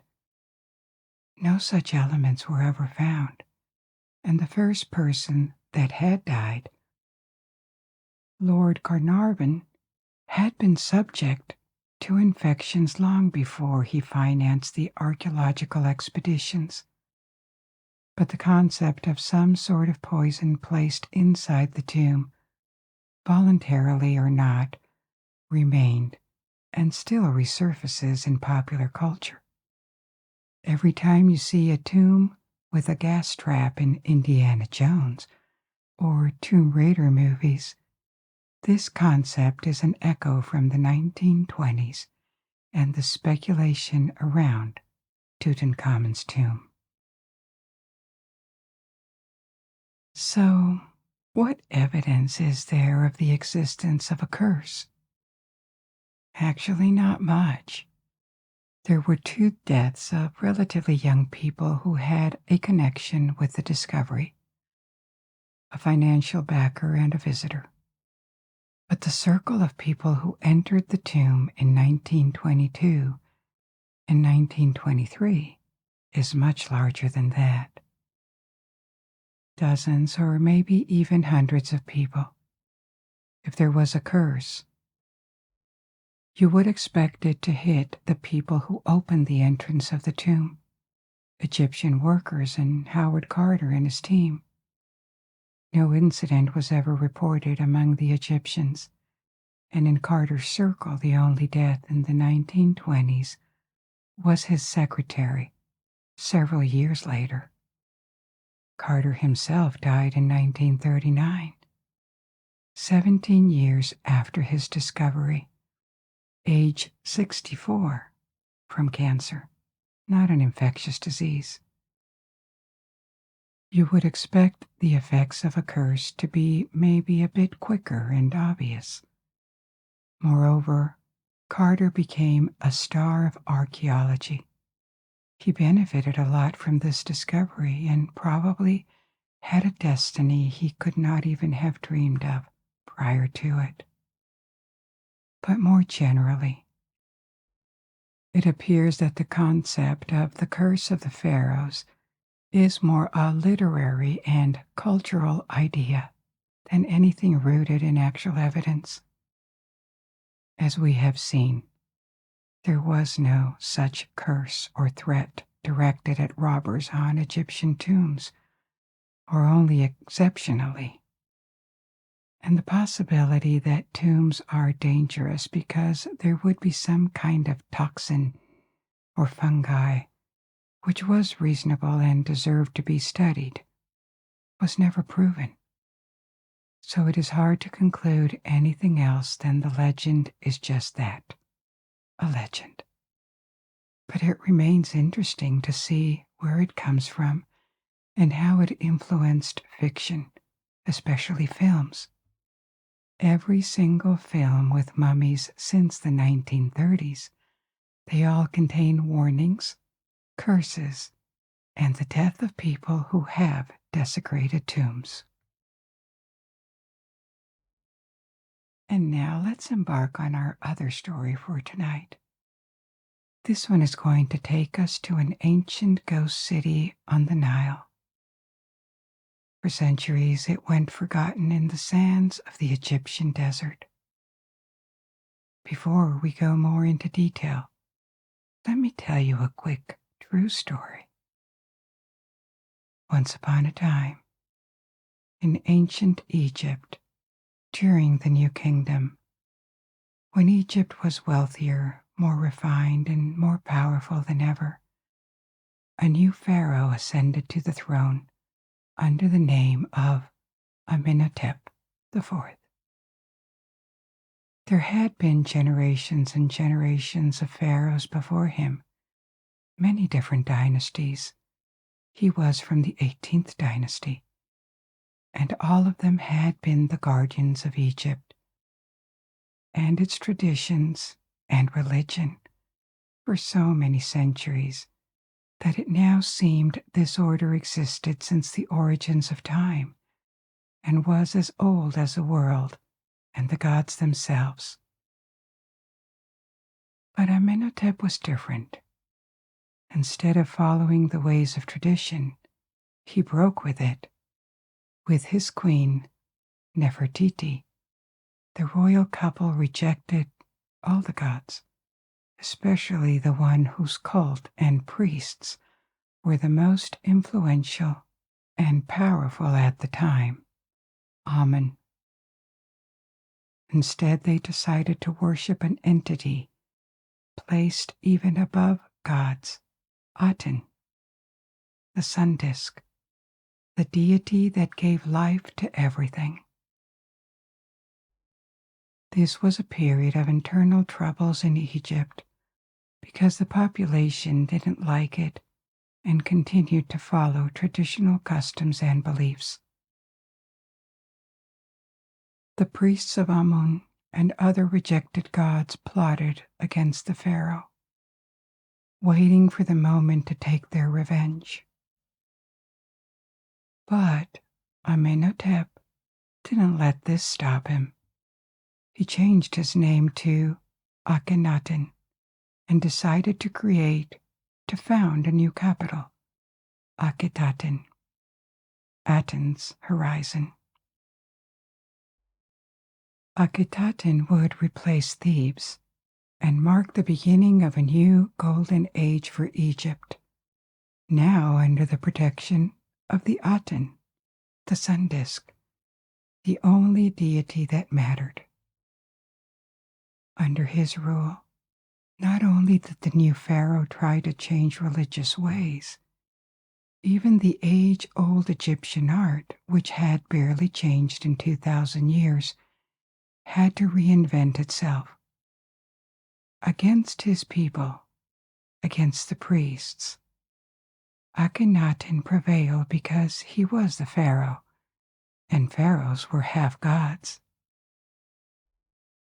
Akhenaten was built in a few years on the Nile, halfway between Upper Egypt, the south, and Lower Egypt, the delta in the north. Thousands and thousands of workers were involved. The new capital couldn't wait. It was inaugurated and formed for more than a decade. It became the capital of Egypt, from where the empire was ruled, and Akhenaten's family resided. The pharaoh, his wife Nefertiti, their 6 daughters, and Akhenaten's other children. But outside the capital, Egyptians remained reluctant to adopt Aten, and when Akhenaten died, his successor, the young pharaoh Tutankhamun, abandoned the new city and returned to Thebes, like we just discussed.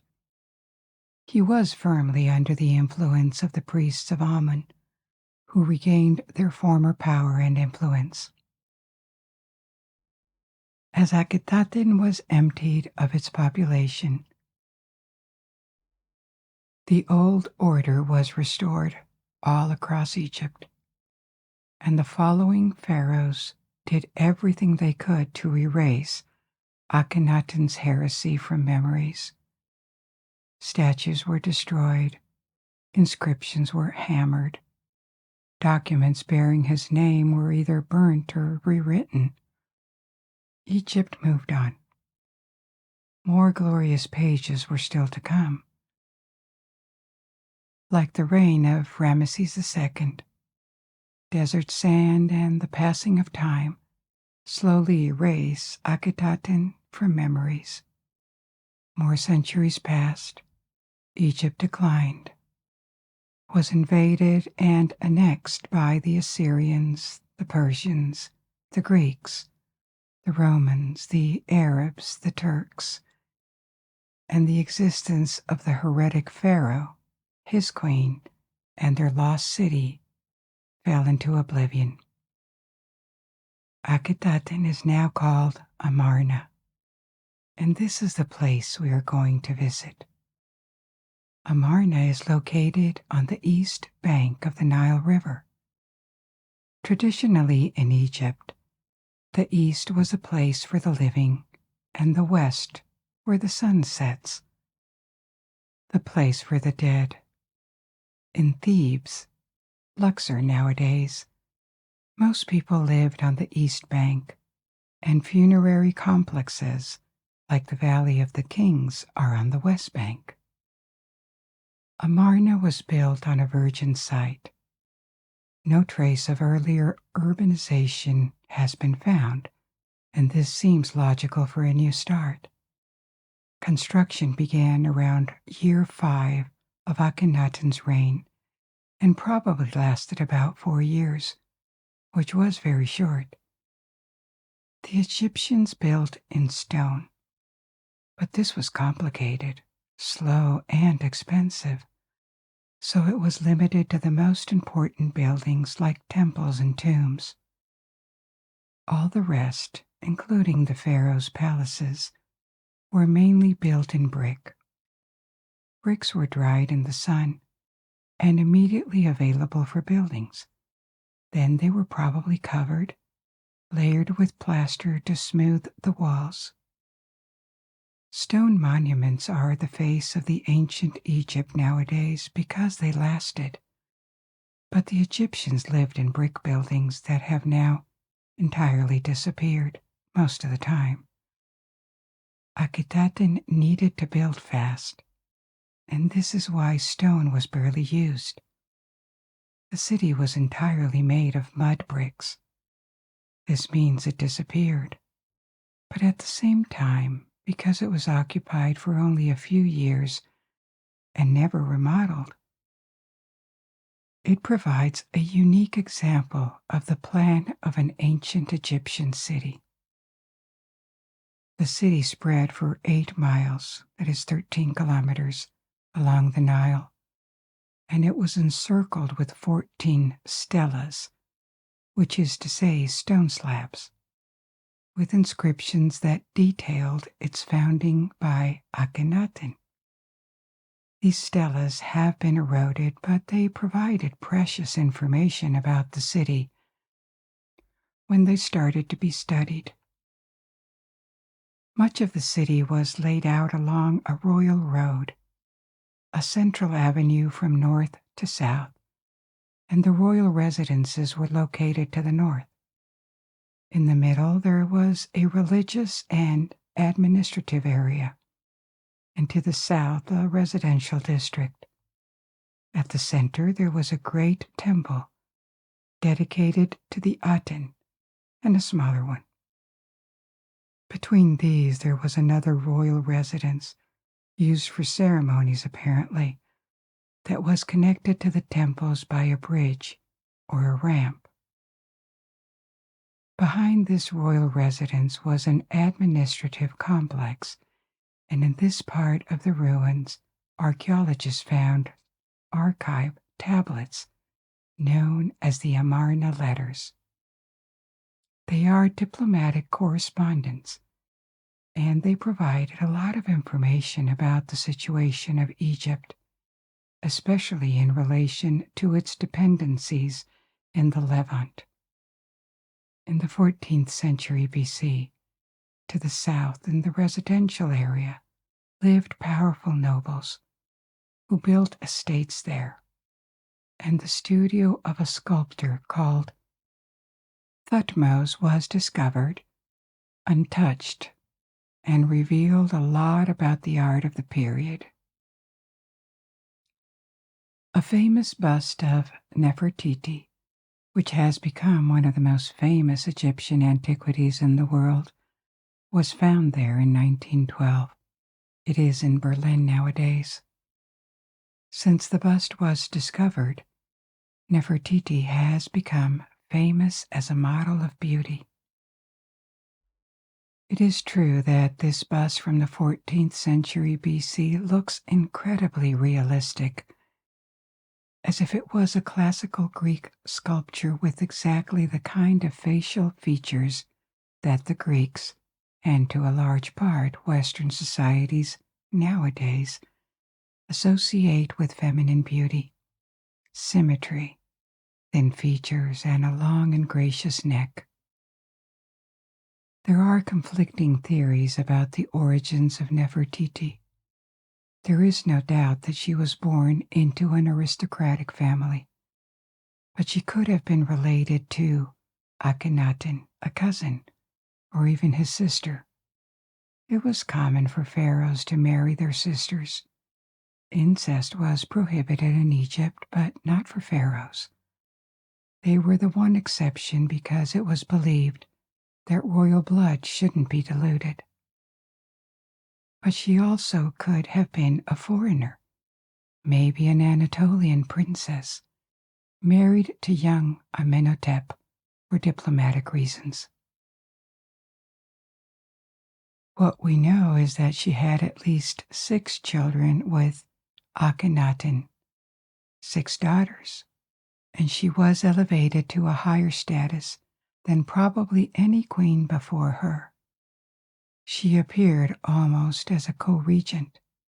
She was called the Mistress of Upper and Lower Egypt on stelas, and some Egyptologists even believed that she may have become a female pharaoh for a short time, or during her regency, during the transition between Akhenaten and Tutankhamun. Her beauty was praised everywhere, but this was really common in ancient Egypt. Texts and statues were not meant to be realistic. They served to celebrate their subjects. However, this was less true during the parentheses, that is the reign of Akhenaten, because for 1 or 2 decades, Egyptian art, painting, sculpture changed dramatically, at least the representation of the royal family. The style evolved towards a highly realistic or even unflattering way of depicting people. The pharaoh is shown to be almost feminine, with a curvy body, a prominent stomach, and a very long face. Maybe this is what he looked like, and there have been theories that he could have been affected by a disease or a genetic condition. But these pictures of Akhenaten are in stark contrast with traditional representation of pharaohs. They had traditionally very masculine features, muscles, large shoulders, thin waist. The art of Amarna sometimes looks almost like caricature, and in this context, the bust of Nefertiti seems to belong to another period or style, but it doesn't. So it is not impossible that she was effectively an embodiment of classical beauty. However revolutionary and surprising, the revolution started by Akhenaten probably shouldn't be understood as just a spiritual movement. Maybe there were more political power struggles behind it. First, because if he managed to impose an entirely new god on Egypt, it is probably because he was supported by the army. The Egyptian army under the 18th dynasty was a considerable power. At the time, Egypt was at the top of its prosperity. There were no internal threats, and the frontiers had been pushed away in every direction, especially to the east in the Levant and to the south in Nubia. Egypt still had enemies, but they were far away, and the kingdom could maintain a numerous and powerful military. Sometimes dynasties were even created or continued by generals who grabbed the throne. Along Egyptian history, it happened many times. Don't believe it remained hereditary for so long. So having support from the army was crucial for pharaohs, and especially support against another major political force, the priests. In particular, at the time, the priests of Amun. Temples in ancient Egypt were very powerful institutions. They were economic centers. They owned a large part of the land, and their high priests could be extremely influential, to the point of threatening the pharaohs themselves. And during the New Kingdom, the one cult that gained prominence was the cult of Amun, by far the most worshipped and wealthiest god of them all. Amun was a minor deity during the Old and Middle Kingdoms. The priests of Ra, or Osiris, were probably much more influential, and Amun was a local deity based in Thebes and its surroundings. But in the New Kingdom, the capital moved to Thebes, and the wealth and influence of the priests of Amun became major over the generations. Amun almost absorbed other gods, and of course Egypt remained polytheist. But in Upper Egypt, religion became close to an equivalent of worshipping Amun. So maybe the choice to break with Thebes and to create a new religious order was also a power move. A power grab or a reaction against the rampant transformation of Egypt into a theocracy ruled by the priests of Amun. The new religion imposed by Akhenaten was not really monotheism, which is the fact of proclaiming that a single god exists and other cults are irrelevant. It was more what experts called monolatry, the fact of worshiping a single god, even though others may exist. Their existence was not denied.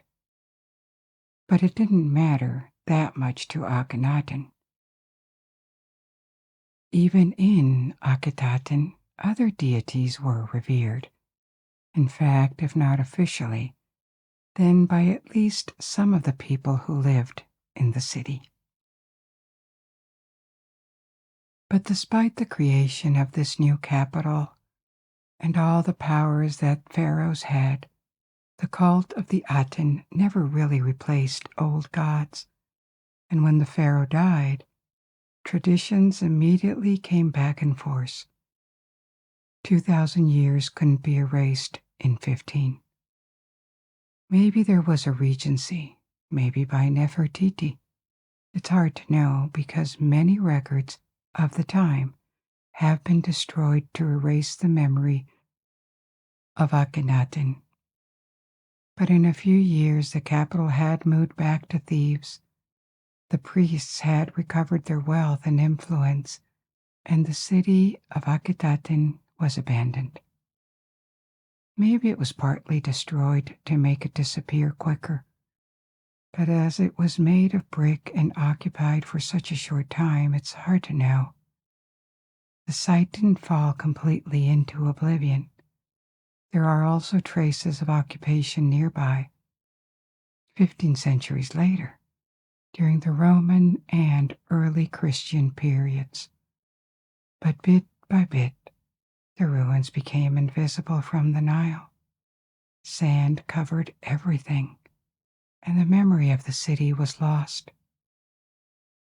It is only in modern times, starting with Napoleon's expedition in Egypt, and then many more scientific missions, including the German one that unearthed Nefertiti's bust a century ago, that the history of Amarna, the modern name of the city, and the lives of Akhenaten and Nefertiti came back to light. The ruins are unimpressive nowadays. They are not really visited. Only archaeological missions keep working on the site in the hope of better understanding this very particular, unique moment in the history of ancient Egypt.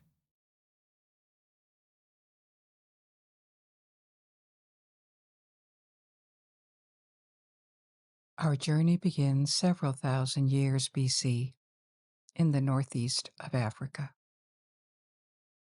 You know that Egypt is strongly associated with the River Nile, one of the longest rivers in the world, together with the Amazon.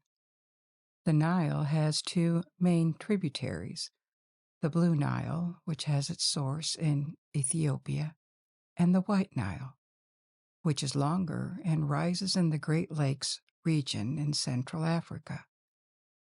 They meet in Sudan, near the city of Khartoum. And then the Nile flows through the desert towards the north and the Mediterranean Sea, ending in a large delta. The course of the Nile has not changed much in thousands of years, but when our story begins, during the Neolithic Age, the desert looked quite different. The Sahara was less dry than it is now. In fact, it was covered in a savanna and could sustain prehistoric populations of hunters and small nomadic groups of humans who progressively settled in the Nile Valley as early as the 12th millennium BC.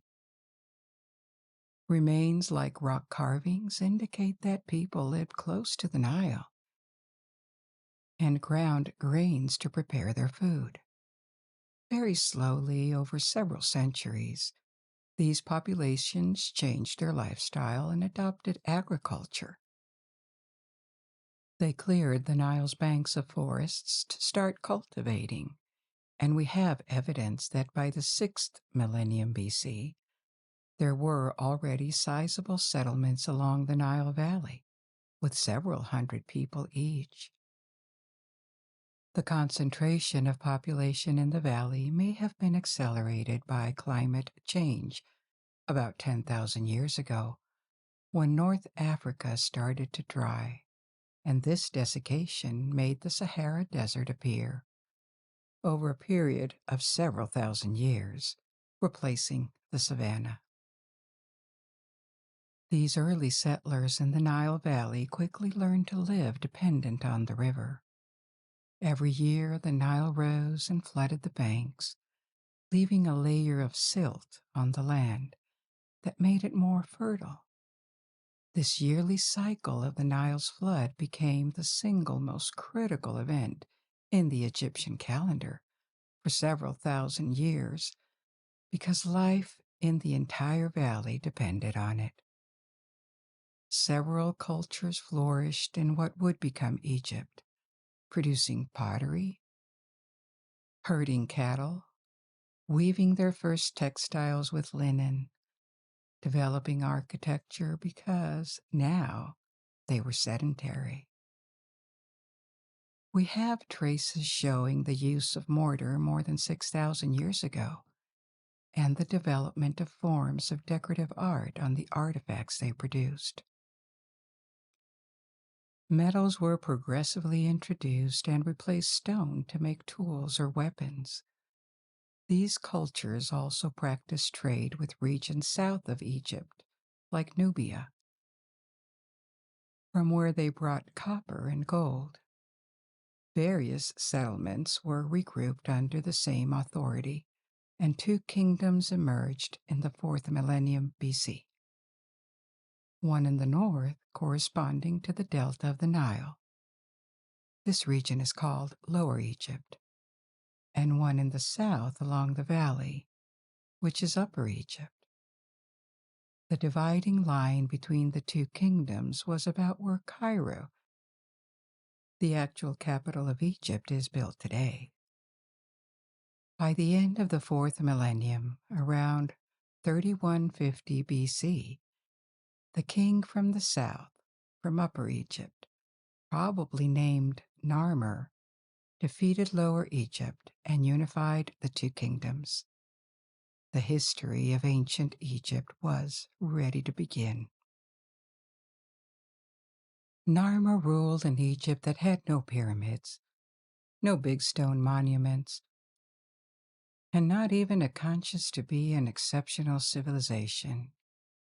Moreover, Egypt had not yet fully developed the art and writing of hieroglyphs that remain so famous today.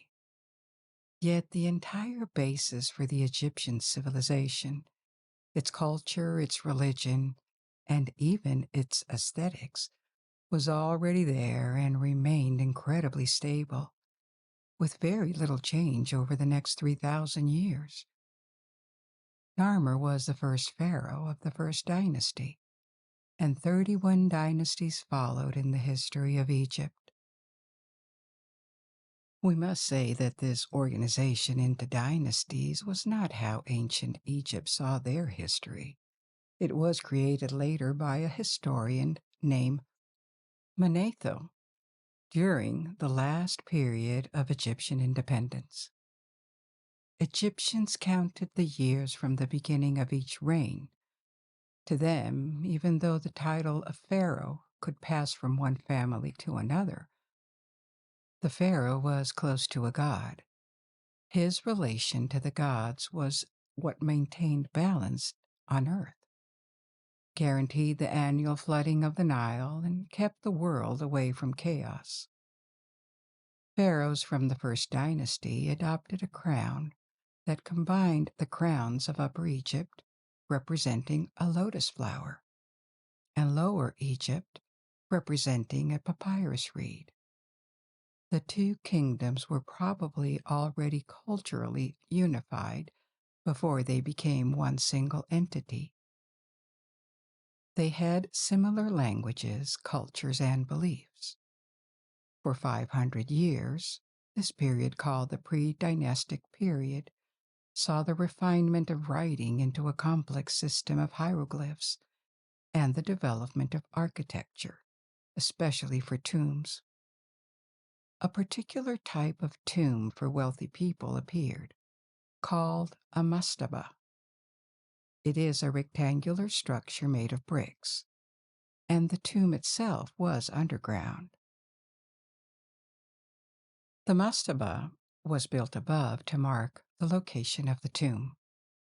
By the 27th century BC, Egypt was ready to begin a golden age that lasted another 500 years and is called the Old Kingdom, or sometimes the Age of Pyramids. The construction of such impressive monuments as the pyramids was possible only because Egypt adopted an administration and a unified government like no other in the world at that time. The territory of Egypt was divided into districts called nomes. There were more than 40 of these nomes, in which a nomarch, a civil servant, was responsible for collecting taxes and representing authority. Temples and religious beliefs were at the center of Egyptian society, and its organization was very strict. Most Egyptians were peasants, and they could not own the land or even the product of their work. Everything belonged either to the state, a noble family, or a temple. Even the craftsmen and artists were not independent. They worked in shops built around the temples and were paid directly by the state. In a sense, if we want to qualify the Egyptian society and economy that appeared more than 5,000 years ago with modern political concepts, it would be a mix of theocracy and oligarchy, with elements that resemble state communism. For most of the population, private ownership was limited to personal belongings like clothes, furniture, or small objects, sometimes a house. But the means of production like land or workshops were never the property of individuals, unless they were from nobility. For several thousand years, there was no currency at all. Trade was based on barter and prices expressed in grains or precious metals. Prices were never set freely. They were fixed by state or temples. During periods of stability, it was nearly impossible for someone to change social class, but it seems this system was widely accepted. Legally, men and women were considered equals in the eyes of the law, which was not very common during antiquity. In ancient Mesopotamia, as well as later in Greece and Rome, women were considered minors, legally speaking. However, society was still very patriarchal. Women could have religious roles, or in very particular cases, even rule the country. We will explore this later, but overall, men were almost always in charge, positioned above the peasants and below the nobility in the social pyramid. There was a class of civil servants and scribes who were educated men, ensuring that the administration functioned and keeping track of production, trade, or supplies. There was also an upper class of engineers, architects, doctors, and priests who had received higher education and could sometimes be elevated to the highest ranks of society for their distinguished service. The belief system that kept this social order together with remarkable stability over several thousand years was of a religious nature. The power of the pharaoh was considered divine, and the Egyptians had an extensive pantheon with hundreds of gods and goddesses. Some of them were local, while others were known all over the kingdom. Throughout Egyptian history, some gods rose to fame and gained followers, while others were forgotten. Some stayed worshipped throughout, like Ra and later Amun-Ra, the sun god; Thoth, the god of knowledge and wisdom, had the head of an ibis. Others like Osiris and Isis, Ma'at, Nephthys, Sobek, the crocodile god, and Anubis, Horus, and Set, among many others. The myth evolved during the long history of Egypt, but one that has persisted was the belief in the judgment of the dead. Ancient Egyptians believed that after death, the soul of the deceased passed before a divine assembly of gods. People began their journey in the afterlife, which took them to the Hall of Ma'at, the Hall of Justice. The deceased were presented to a balance, a scale, that would weigh their hearts against the feather of Ma'at. If their hearts balanced with the delicate feather, they were presented to Osiris and admitted into paradise. Otherwise, their heart would be devoured by the goddess Ammit, who stood next to the balance. Egyptians believed that every human being was composed of physical and spiritual elements, what we would call a soul today. After death, the invisible spiritual elements were freed from their physical envelope and could move freely. However, they still required the remains, or a physical substitute like a statue, to be preserved so the soul wouldn't get lost. Hence, the belief was that remains had to be preserved through mummification and buried with artifacts or treasures for wealthier individuals that could accompany them in the afterlife. With the Old Kingdom began the tradition of keeping organs separately from the mummified body in special vases. The art of mummification continued to be perfected for centuries. 1,000 years later, during the New Kingdom, which we will discuss later, every organ was carefully removed from the body. The rest was desiccated in a mix of salts, then wrapped in strips and placed in a sarcophagus that could receive extraordinary decoration. But the Old Kingdom is most famous for the gigantic pyramids that pharaohs built to shelter their remains.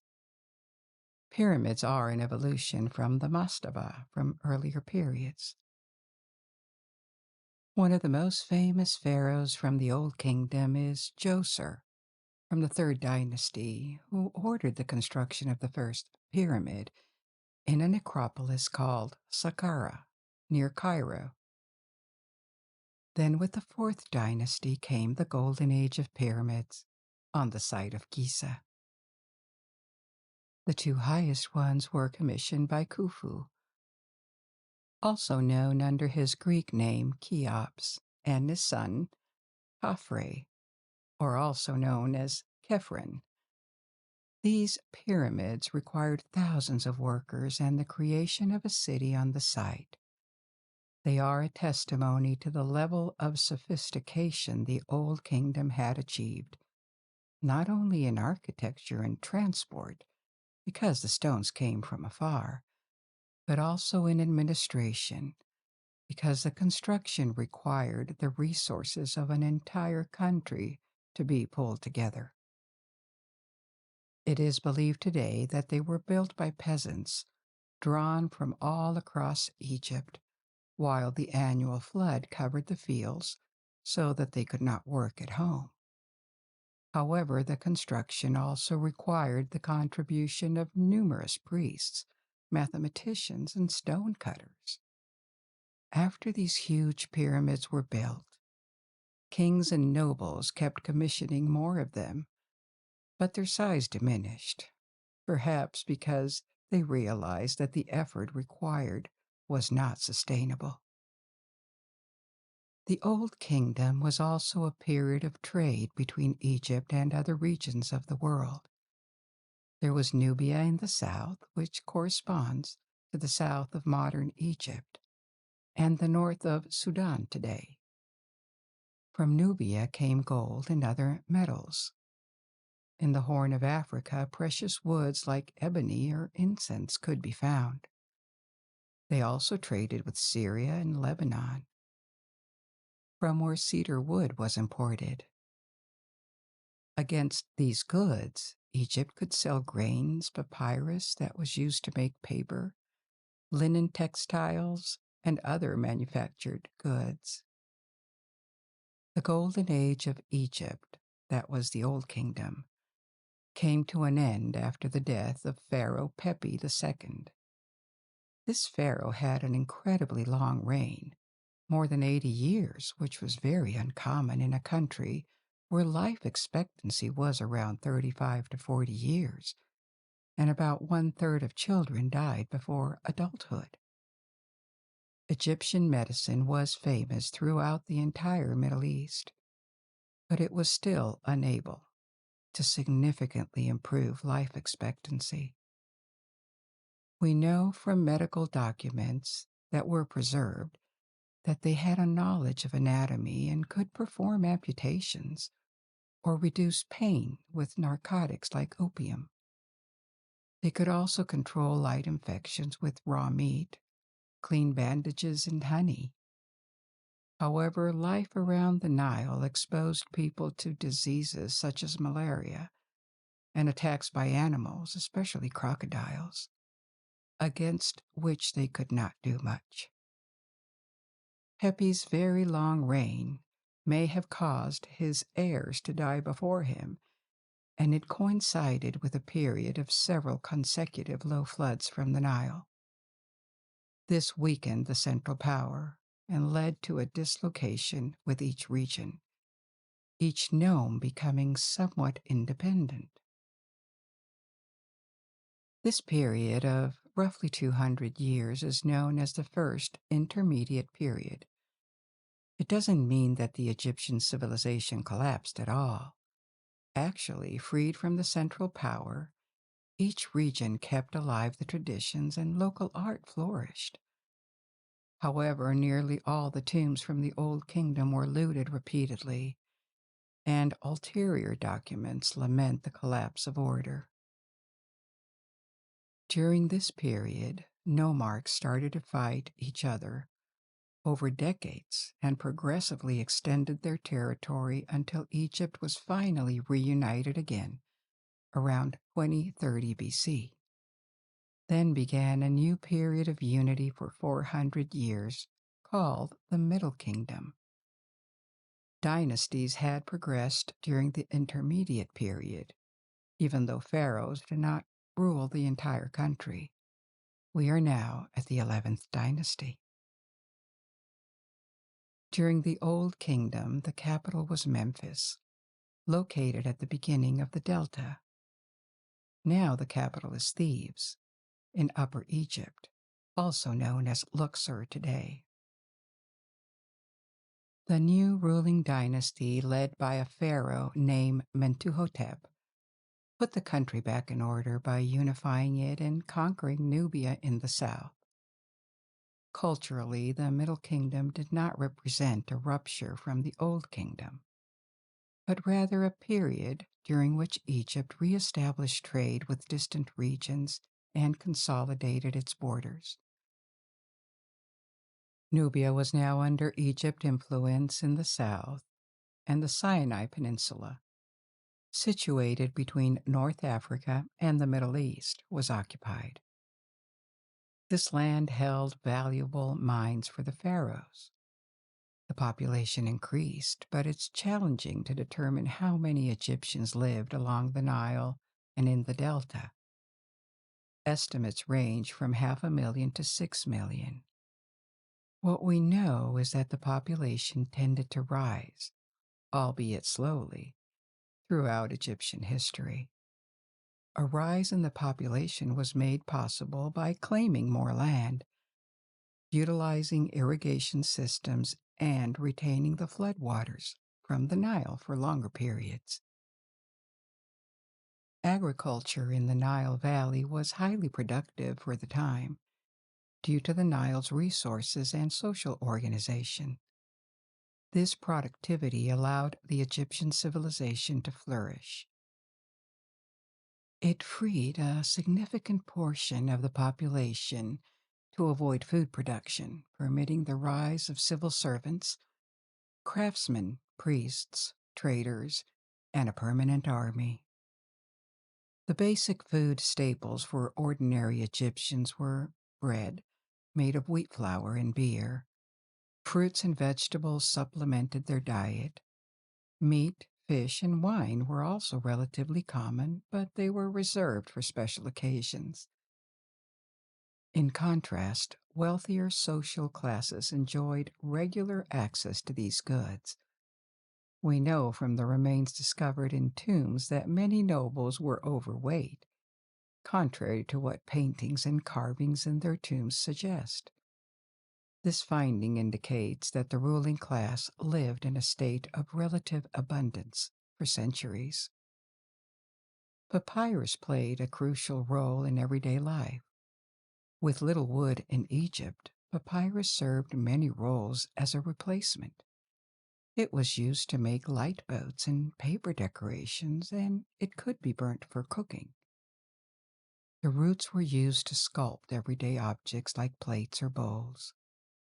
Most documents were written on papyrus, a type of paper made by cutting and drying the fibers from the stem of the plant. The Middle Kingdom continued to adhere to the forms and iconography that were developed during the Old Kingdom. This represents another aspect of Egyptian culture that has effectively resisted foreign influences and internal struggles for thousands of years. The lines are always clean and simple. There is no perspective used. Artists who painted on walls or papyrus used a grid with horizontal and vertical lines to maintain realistic proportions. There is never a sense of depth, and colors are always pure and solid. Paintings and sculptures often include accompanying hieroglyphs that describe them while indicating names and places.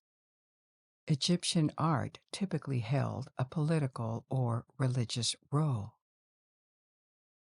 The depictions of people often highlighted their importance. For instance, the height of characters in a scene reflected their social rank. The pharaoh is always depicted as taller than all other men, and gods vary in size according to their supposed power and influence. Art was designed to decorate temples, tombs, and palaces. Today, only the first two remain, temples and tombs. They were built using stone, while the most luxurious and large palaces made of bricks have not survived. The pharaohs would commission carvings and reliefs to commemorate victories, communicate orders, or celebrate religious events. Ordinary citizens could not access such elaborate art, but they could possess funerary art pieces like small statues or a Book of the Dead, intended to accompany them in the afterlife. During the Middle Kingdom, it became popular to add clay or wooden statues representing scenes from everyday life to tombs. These models depicted workers, houses, or small boats. By the middle of the 17th century BC, after 4 centuries of stability, the power of the pharaohs once again declined. Periods of poor floods weakened their resources and legitimacy.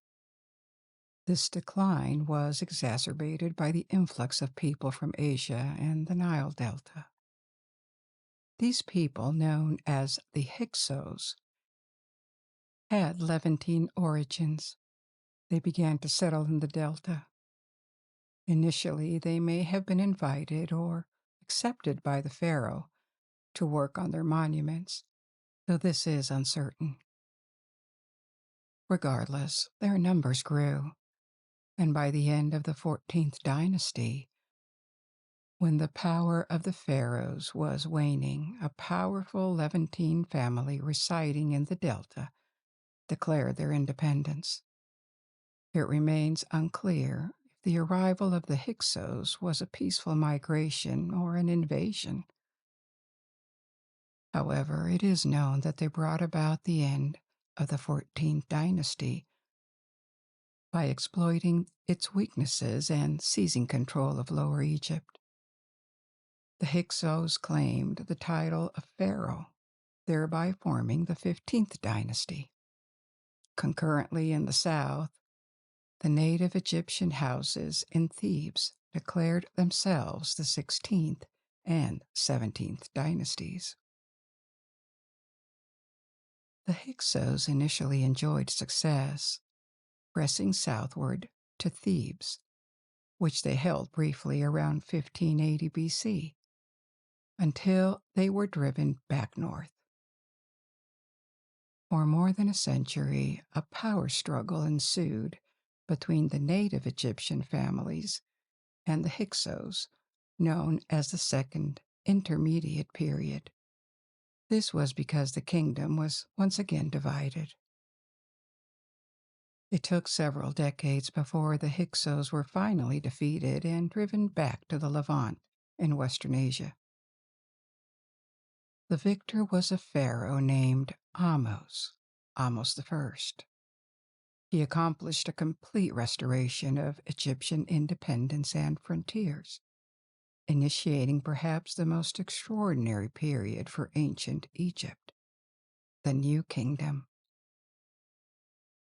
The New Kingdom is the time of sovereigns who remain famous to this day, such as Thutmose, Amenhotep, Queen Hatshepsut, Tutankhamun, and Ramesses. The New Kingdom persisted for close to 500 years, representing a peak of wealth, population, and military power for Egypt. The kingdom extended far south into Nubia again, and east in the Near East, as far as Palestine and Syria. Two dynasties stand out in the history of the New Kingdom. The 18th dynasty featured the female pharaoh Hatshepsut, who may have usurped the throne. But what we do know is that she ruled for about 20 years and proved to be a very capable ruler, one who secured the frontiers and developed trade with distant regions. She reopened the trade route to the whole of Africa that had been severed for centuries. The center of power in Egypt was now firmly established in Thebes, which received the greatest stone temples ever to be built in Egypt. The most famous among these is the complex at Karnak. Work at Karnak had begun centuries earlier during the Middle Kingdom, yet the temple reached epic proportions under the 18th dynasty. The main temple was dedicated to the god Amun, who started as a minor deity in the early ages of Egypt, but became the most powerful and popular cult in the New Kingdom. Amun merged with the sun god Ra. Subsequent pharaohs added colonnades, pylons, obelisks, colossal statues, and monumental doors, transforming Karnak into the largest religious center ever constructed in stone. West of the Thebes, on the west bank of the Nile, lies the necropolis, where many pharaohs and nobles from the New Kingdom were buried. This includes the Valley of the Kings, the Valley of the Queens, and the Valley of the Nobles. Hatshepsut's successor, Thutmose II, led the Egyptian armies to conquer the Near East. Another renowned figure from the 18th dynasty, a century following Hatshepsut and Thutmose, was Amenhotep IV, who changed his name to Akhenaten. His reign constituted a period of disruption for Egypt because he attempted to transform religious practices and replace polytheism with the cult of a single god, Aten.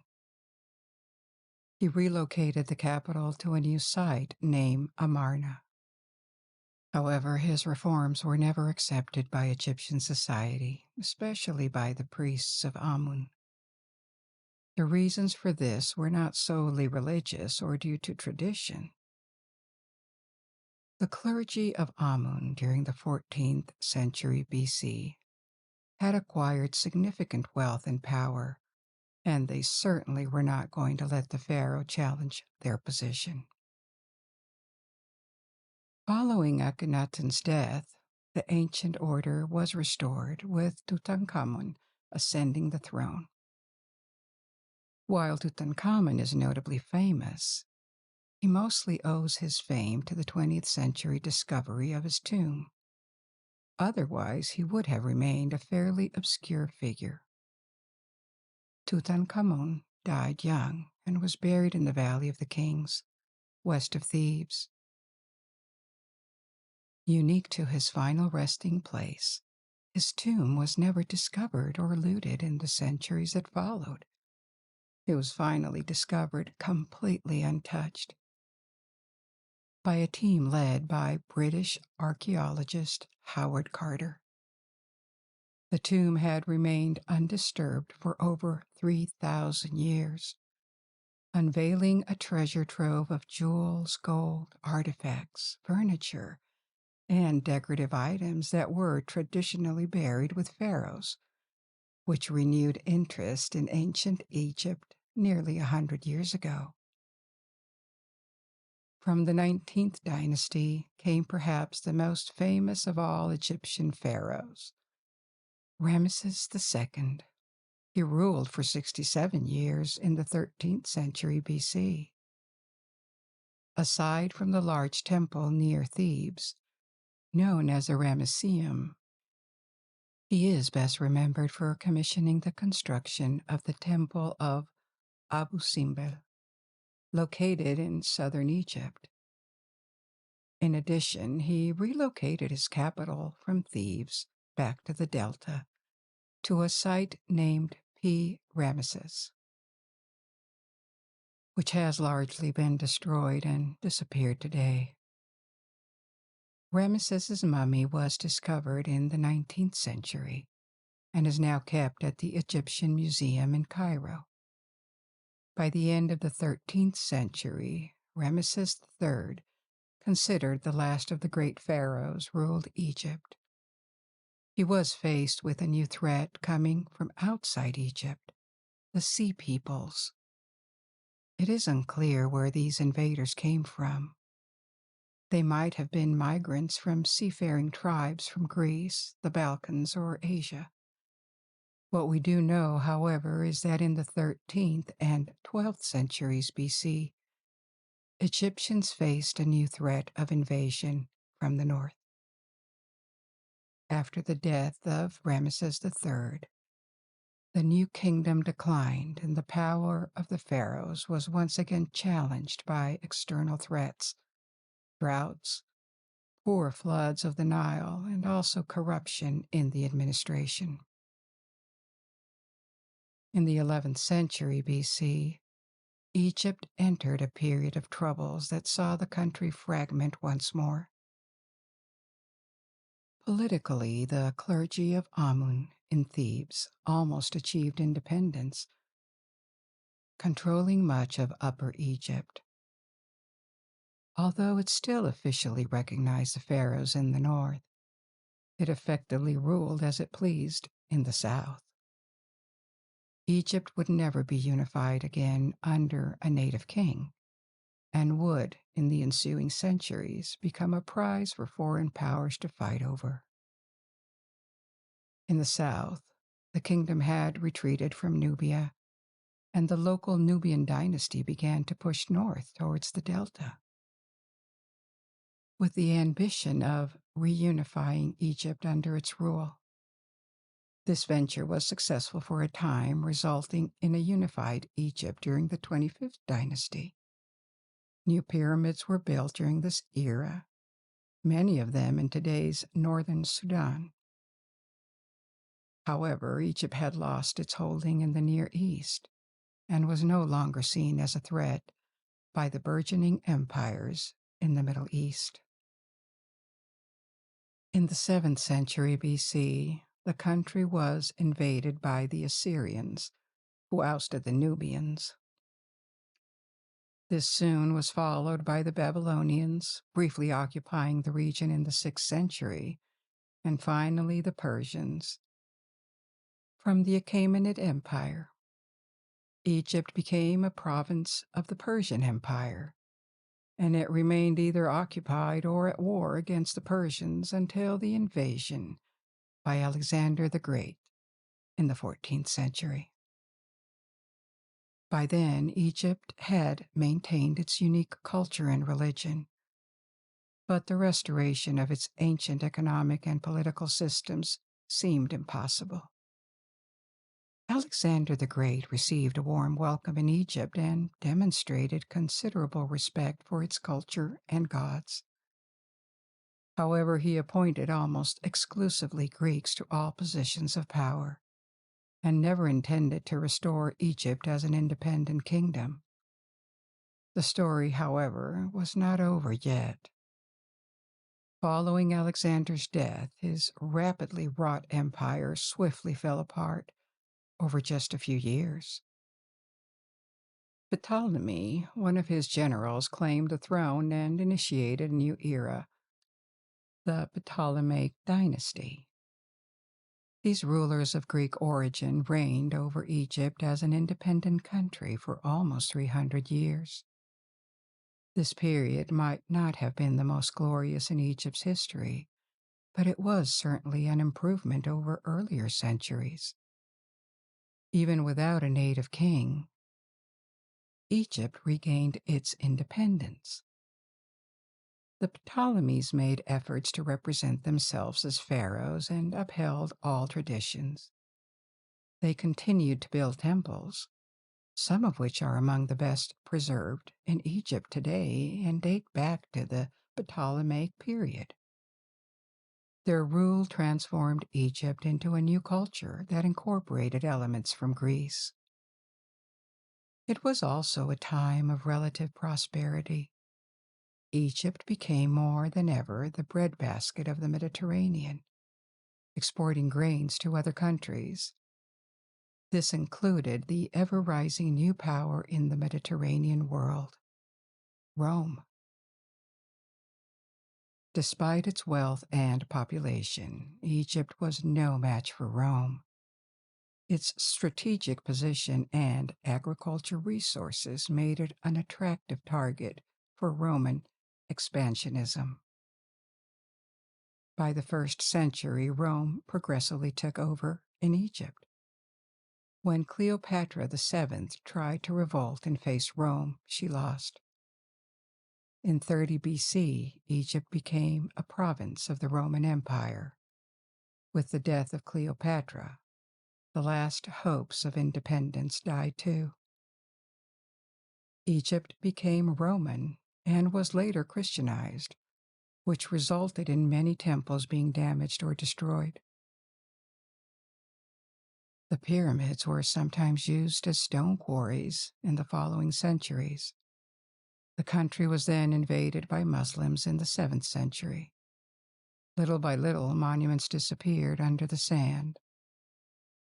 Gods were forgotten or disowned, and new customs replaced ancient ones. The art of reading hieroglyphs was lost, and the grandeur of Egyptian civilization became just a memory. For centuries, Egypt became the name of a province rather than the name of an independent country. In the last 2 centuries, however, there has been a massive resurgence of interest in ancient Egypt. As we know, it now shines as one of the greatest accomplishments of mankind. This time we're sitting in a camp near the pyramids of Giza. The setting of our first story is the suburbs of the gigantic city of Cairo, teeming with life, but our story takes place more than 4,000 years ago. And when the sun goes down, we will begin our journey back in time. The buildings disappear, everything becomes silent, and the pyramids return to their past splendor. Taller than today, smooth, white, and bright at sunset. As always, you do not need to watch the video to follow along. If you wish to, you may close your eyes and forget about any worries as we embark on this adventure together. Also, we just launched a Patreon page for those who wish to support this project and get more of it. If you join it, you will get various new things like the possibility to listen to all episodes with background sounds, as well as without them. You will also get bonus episodes. The first one about the history of glassmaking and stained glass is already available there. You will be able to download all these audios, and you will also have your say on the choices of topics, advanced releases, and updates on upcoming episodes. We hope to see you there soon so that we may continue developing Lights Out Library, which we enjoy so much.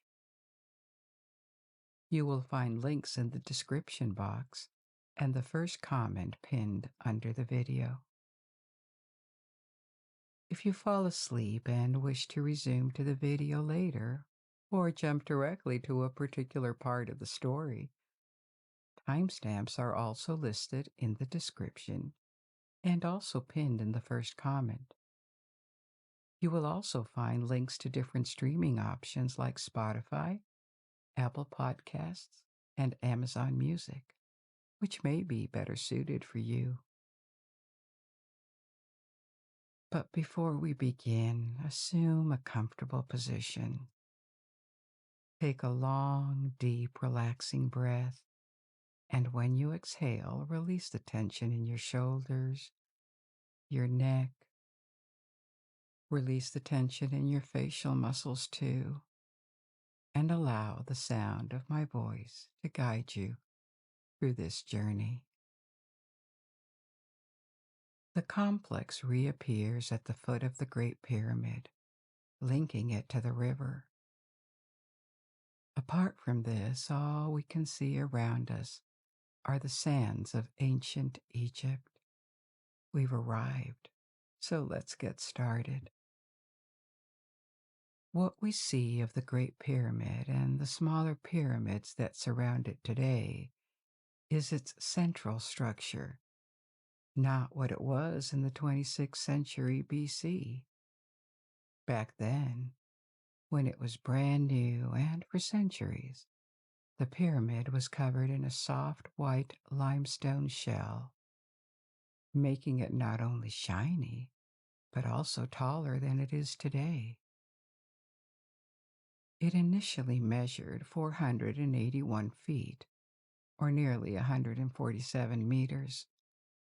But this outer shell was either removed or reused or dropped, reducing its height by nearly 30 feet, or 9 meters. Despite this, it remained the tallest man-made structure in the world for more than 3,500 years. There are many dubious claims about this monument. For example, that it would be proof that the Egyptians had advanced technology, or that it was built by extraterrestrials. This is not what we're going to discuss tonight because these stories about the Great Pyramid are unfounded. The pyramids are ultimately huge piles of stones. Its size, its aesthetics, its precision, its function, the social organization that made its construction possible? And these are all fascinating subjects, but still, they are nothing more than a pile of stones. No sign of advanced technology that would have surpassed what is attributed to the ancient Egyptians was found in or near them. The question is rather how a society of the 3rd millennium BC, equipped with only technical means that are now very rudimentary for us, how and why did they devote so much effort to building these monuments? How were blocks of this size cut, brought in, and put together so tightly, all by hand? Taken together, and despite the loss of mass of the Great Pyramid over centuries, these blocks represent 92 million cubic feet, or 2.6 million cubic meters. What were the challenges faced by architects and workers, and how did they build the pyramid? Here's what we're going to examine. We will also visit the interior of the Great Pyramid and, obviously, because it is inseparable, we will talk about Khufu, the pharaoh for whom the pyramid was built. So, to begin with, who was Khufu, also known as Cheops? He was the second pharaoh of the 4th dynasty of ancient Egypt, at a time when Egypt had been unified, north and south, 4 generations, and already had an ancient culture and ancient traditions. But very few of the iconic monuments that represent this civilization today. Khufu succeeded his father, Sneferu, and ruled for a long time, at least 26 years, and possibly as many as 46 years, according to modern historians. He could have commissioned other buildings besides the pyramid. He possibly did. But they have been lost, and the only intact and certified portrait of the king is a small figurine that was made long after his death. Other statues and reliefs were found in fragments, which is not surprising for a pharaoh who lived 4.5 millennia ago. We know almost nothing of what happened during his reign, internally or externally. There are inscriptions that mention sending expeditions to find turquoise and copper mines, or trade contracts with the city of Byblos in Lebanon. There are also papyrus fragments found relatively recently, 10 years ago, and dating back to 4,500 years around the time of Khufu's reign, which are administrative records, letters sent to the pharaoh that shed light on the administration of Egypt at the time. They confirmed shipment of food and supplies to the sailors or workers on the wall. This is valuable, but it doesn't say much about the events that happened during the reign of Khufu. So how can we be sure that this pyramid is his? In fact, it was traditionally attributed to Khufu in ancient Egypt, and early Greek historians wrote about it, supporting this attribution. But in the Middle Ages, other people were credited with the construction. For example, Nimrod, a biblical figure described as a king in Mesopotamia, or King Sorid, a legendary king of medieval Coptic and Islamic rule. Coptic means belonging to the Copts, and the Copts are a Christian ethnic and religious group from Egypt and Sudan. Thus, when the science of Egyptology was formed in the 19th century, It wasn't sure which pharaoh had built the pyramid. Between all these different claims and the absence of visible inscriptions on the pyramid itself, until 1837. That year, exploration of the interior revealed new chambers where workers had marked the blocks with hieroglyphs, graffiti, that gave the names of their factions or groups, their teams. All of these names referred to Khufu, and later, other inscriptions with the name Khufu were found in a quarry where the blocks came from. Finally, in the 20th century, more tomb discoveries at the Giza site confirmed that the pyramid was Hatshepsut because his wives, his children, and grandchildren, and also high officials were buried around the site. Therefore, there is no doubt at this point that the correct attribution was the ancient one, the one mentioned by the Greek historians. It is now known where the stone blocks came from, how they were quarried and transported, and of course, that this pyramid was intended to serve as a tomb. But looking at all this in detail, there are still a lot of unknowns. So let's take a look at what these unknowns actually are. In total, the pyramid consists of about 2.3 million blocks. And on average, the blocks weigh more than 2 tons. They are made of different materials, different types of stone. The most common blocks are limestone, and most of them were quarried at Giza, just south of the pyramid. So they didn't need to travel far. It is believed that they were taken to the site and placed on some sort of sled. We'll talk in a minute about the construction techniques. But there were other materials as well, for example, the white roof of the pyramid, which was also made of limestone, but of a different type. These blocks came from another quarry about 6 miles south of the pyramid and were probably transported by ship.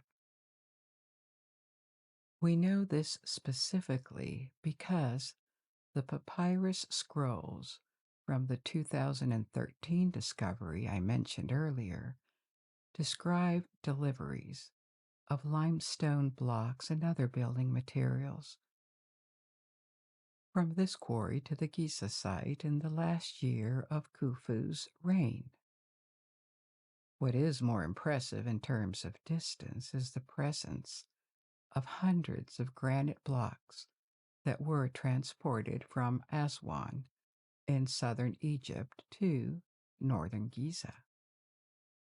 The distance was 900 kilometers or 560 miles, and the largest of these blocks weigh between 25 and 80 tons each. Granite is a very hard stone, and these large blocks were used to make different things inside the pyramid, including the roof of a room within the pyramid called the King's Chamber, which we will visit later, as well as other chambers above it, called the relief chambers, because their function was to distribute and support the weight of the blocks above them to prevent a collapse. The technique used to quarry granite and other stones is well documented. The Egyptians dug holes in the stones and inserted wooden wedges. They soaked the wood with water, and these wedges absorbed it. They expanded and broke pieces of stone that could be worked. This gave them rough blocks that they could then manually cut to refine, give them the requested dimensions, and polish them. But who worked in the quarries and at the pyramid site? A widespread belief in ancient times was that slave labor was used. but it was based more on the beliefs of foreigners, especially the Greeks, who practiced slavery on a large scale. The Egyptians did too, but they were never supporters of slavery, and that's another issue. But it's hard to distinguish between the various categories of forced and unpaid labor that existed in ancient Egypt. People could be tied for life to a temple or a family, but it is not obvious whether they were servants, laborers, or royal slaves in the sense we give to this word, because generally they retained some rights, such as having personal possessions, belongings, or contracting transactions voluntarily, and could not be sold as assets. Therefore, there were a variety of situations and rights.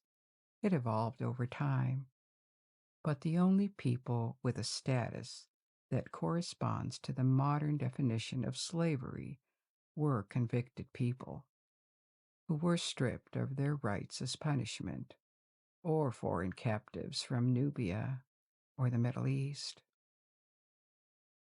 What did exist on a large scale, however, was a system of forced labor.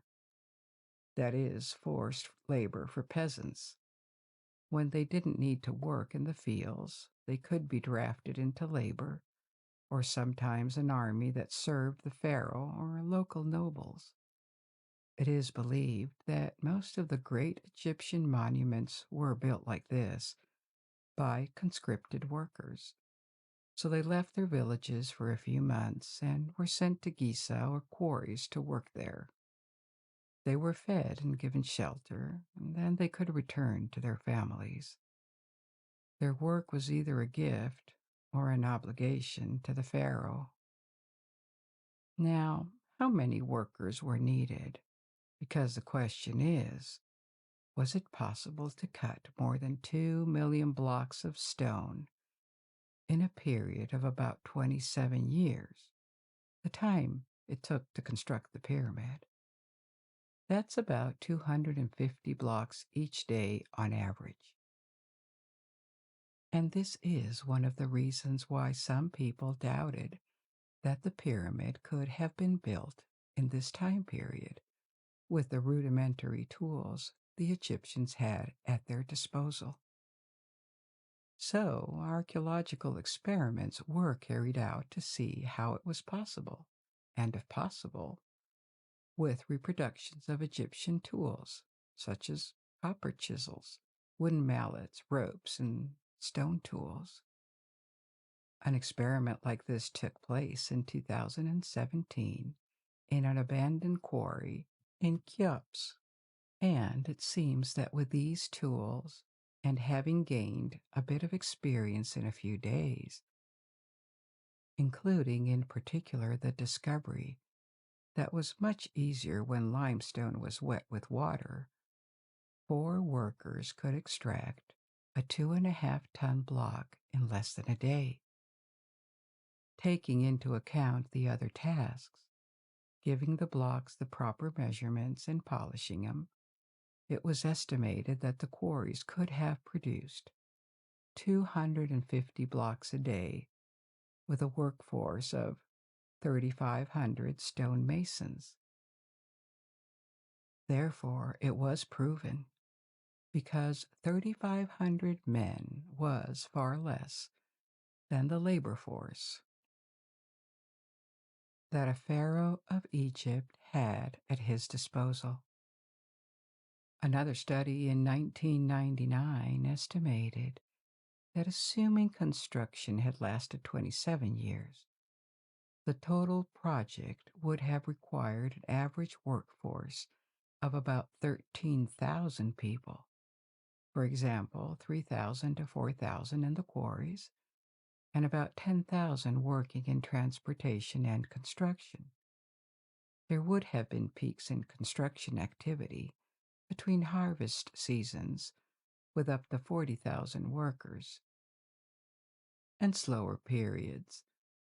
But considering that Egypt in the 22nd century BC had a population of between 1 and 5 million inhabitants. This is another estimate given by Egyptologists. The mobilization of 40,000 workers at the time of maximum activity seems feasible. These experiments are very valuable because they respond to claims that the construction of the Great Pyramid was impossible with the numbers and means that the Egyptians had. People did the work of cutting blocks with the same tools, timed it, extrapolated it, and checked it. It was a huge and complicated task, but not impossible. Something that helped build a little faster is that only the visible outer blocks, or the blocks that make up the walls of the inner chambers, fit perfectly and are perfectly polished. The central blocks, which would be invisible once the pyramid was completed, were only roughly shaped, with debris inserted between larger gaps. In addition, mortar was used to fill the gaps and joints. Thus, only a minority of blocks, still tens of thousands, but not all, were carefully shaped and polished. The rest was still somewhat precise, but much rougher.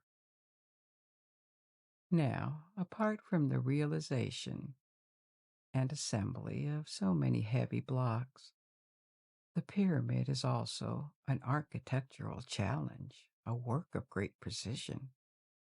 The four sides were almost exactly the same length, 756 feet, 230 meters. The angles are almost perfectly right, and the square that is the base of the pyramid was measured to have only a very minimal error of 12 arc seconds. That is almost nothing. The length of one side was exactly 440 cubits, an ancient unit of length used by the Egyptians and also by the Sumerians, which was based on the distance from the cubit to the middle finger. Of course, in construction, it was standardized, as were feet, because this distance varies between people. The slope of the pyramid was also almost perfect, and this slope was used on all smooth pyramids, such as those at Giza. So they look the same. They have exactly the same proportions. The Egyptians described slopes by counting the cubits. How much ran down a cubit of elevation? In the case of the pyramids, the slope, seen as perfect, was 14:11. This ratio equates to about 51 to 52 degrees of slope. The pyramid is also closely aligned with the cardinal points. The side faces geographically to the north, east, west, and south. Geographic rather than magnetic, because there is a small difference. Magnetic north is that given by a compass, pointing to the magnetic pole. Geographic north and other directions depend on the sun. The Egyptians had no knowledge of the magnetic pole or compasses, so for them the north was geographical, but the difference is very small. How could they achieve this near-perfect alignment with the cardinal points? There are no certainties here, but there are several theories. One of them is that they used a vertical rod to track their shadows throughout the day. A circle would have been drawn around the base of the rod, and the shadow line intersects with this circle. In this way, they could have obtained an east-west line and positioned north and south by drawing another line at right angles to it. Another possibility is that they followed the North Star, which then was used to indicate north and be almost perfectly fixed in the sky. Or perhaps they did so by tracking two other stars Miser, and Kochab, which appeared in a vertical line on the horizon near the north in the middle of the 3rd millennium BC. In any case, they did it with one of those methods, and with great precision for the time. They probably solved other problems with that kind of simple but cunning method as well. For example, another hypothesis is that to make sure the base of the pyramid was perfectly flat, they may have filled the square with water and checked the level on either side, like some sort of giant bubble level. All this shows that, as simple as the form was, the construction of the pyramid was also an engineering project. It wasn't just about stacking blocks. It required calculations, anticipation, and the location of the building was full of meaning to the Egyptians. Perhaps the most important question of all is, how did these large, heavy blocks get to the top? Obviously, there were no cranes or motors, so it had to be built entirely by hand, by pulling or pushing the blocks. In fact, the blocks placed higher up in the structure are smaller, not as thick, and somewhat lighter than the blocks near the base, but they still weighed hundreds of pounds or kilograms. The pyramids of the 4th dynasty, which include the pyramids of Giza and the smaller ones, were built by the successors of Khufu. These pyramids are made entirely of stone blocks, but later, during the Middle Kingdom in the 2nd millennium BC, techniques changed, and most of the pyramids were made internally of mud bricks, and this mountain of bricks was encased in a polished limestone veneer. So externally they looked the same, but they also didn't stand the test of time. The carcass fell off or was taken away, and the bricks deteriorated. This is why the later pyramids look older or more damaged than the pyramids at Giza, because they weren't as strong internally. Aside from the blocks, the Great Pyramid required a lot of debris to fill in the gaps between the blocks, as I said before. They were crudely cut when they weren't visible. This rubble fill has almost no binding properties, but the construction needed to be stabilized. It also required a large amount of gypsum mortar, thousands of tons, and this could be one of the reasons why the construction of such large pyramids did not last. The plaster had to be dehydrated by heating, which required enormous amounts of wood. Some Egyptologists have suggested that the construction of the pyramids of Giza and some other earlier pyramids might have stripped Egypt of almost all of its forests. Wood was never abundant in Egypt. It is possible that the construction of these great stone pyramids was halted simply because there wasn't enough wood left to continue, or because it became obviously irresponsible.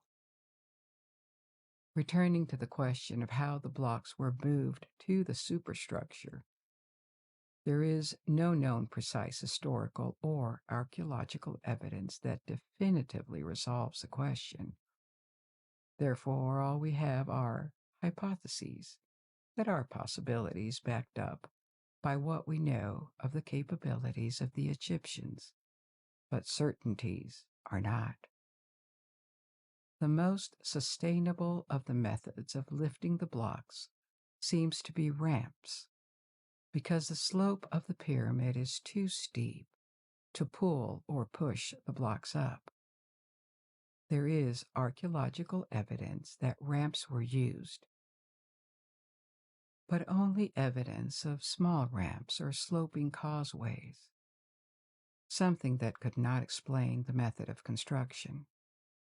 One of the first hypotheses was that a large straight ramp was built by stacking earth, and then it was raised by stacking more as the pyramid climbed.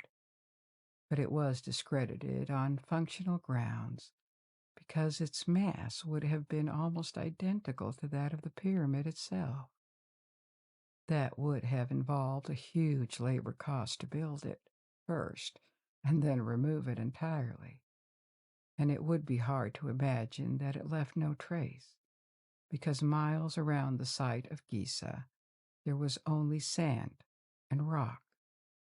So, how do you build and remove such a massive ramp with that? Even though a single large ramp isn't technically impossible, most experts rule it out.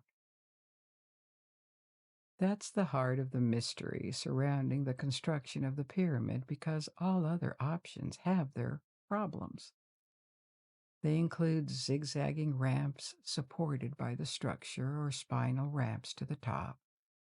Again, these are possible, but how do you make them stick to the structure? And is it really optimal to have these very heavy blocks spiral around the structure and ultimately cover a long distance, when an average of 200 to 300 blocks per day needs to be added for 27 years? It is documented that the blocks could have traveled significant distance on sleds. They were pooled with water to lubricate the surface and make it easier. But the difficulties with ramps is why it is speculated that the actual lifting of the blocks at the end of their journey could have been done with a lever system, such as small wooden cranes, perhaps only towards the top of the building, because the upper third of its height represents only 4% of its mass. In that case, a lever system for the higher parts could have been supplemented by ramps for the lower levels. But the use of levers is not documented. We know that the Egyptians had a lever system for irrigation called shaduf, which was used to move water easily with minimal effort. But there is no formal evidence that a larger, more robust version of that was used at Giza. Now, the pyramids, before the white limestone roof was applied to smooth its surface, had small steps. So maybe a multiplicity of these systems could have lifted the blocks step by step. There are more hypotheses that tend to be rejected by mainstream academia. For example, that there was an internal ramp system, that the pyramid was not built from scratch, but around a core as a series of spiral levels. So the structure of the pyramid itself would have been used as a ramp. This is often dismissed because of its complexity and lack of evidence. It might be technically possible, but it seems like a long shot. Another theory, which is widely rejected, was that the Egyptians did not actually bring the blocks. They made them directly in situ and on top of the monument with a kind of limestone concrete. What we would take as blocks would actually be concrete. There are many arguments against that, and they include the fact that the analysis of the blocks points to regular limestone, or the fact that there are quarries where the blocks were cut. Even the shapes of the blocks separated from the rock are visible. So why would they have bothered to mine all these blocks if they didn't need to? Therefore, the construction techniques remain somewhat mysterious at this point. Actually, it's not that there are no explanations at all. There are several that seem possible, but none of them seem entirely satisfactory. Hence the idea that there might have been a combination of methods for lifting and placing the blocks. But what we lack is definitive proof. Now that we have talked about the exterior and the hypotheses about the building, let's take a look at the interior and also the complex that once surrounded the pyramids, which very little remains, but this is important to understand its function. For the size of the monument, there's not much inside. Essentially, there are three main chambers, a passage called the Grand Gallery, and several smaller corridors and shafts. Initially, there was only one entrance to the pyramid. It is located on the north side, and the entrance is topped by a row of double chevrons that deflect the weight of it. This entrance opens onto a small, narrow descending passage. The entrance is about 56 feet or 17 meters above the ground, above the level of the base, and this interior passage descends approximately to the level of the base before beginning to rise again. The second entrance, called the Thieves' Tunnel, was excavated at a lower level than the main entrance, and this passage, excavated in stone, joins the descending passage. It is not known exactly when this tunnel was dug, possibly during the time of ancient Egypt or later, but it was already here in the Middle Ages. At the end of this descending passage, there is a square hole in the ceiling, and through this hole, you can access another ascending passage, one that takes you towards the center of the pyramid, where the room called the King's Chamber is located. This opening in the ceiling is not practical at all, and was obviously not intended to be a corridor for people to circulate. It was just a way to bring the pharaoh's mummy and his treasures to the burial chamber before closing the pyramid for good.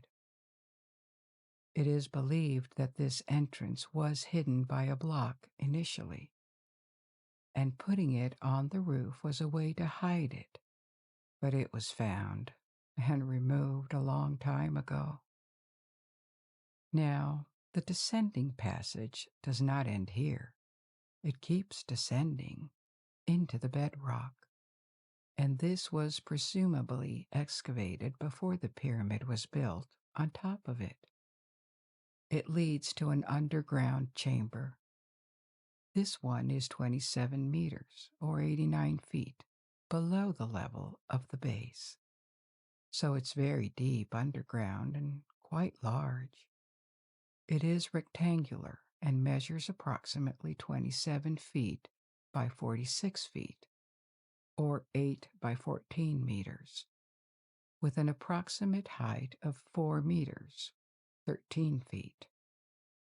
This size contrasts with other chambers and, even more so, with all the corridors and passageways, which are very narrow.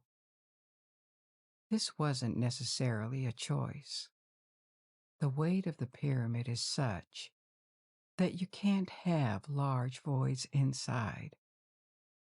But in this underground chamber, deep in the bedrock, it was possible.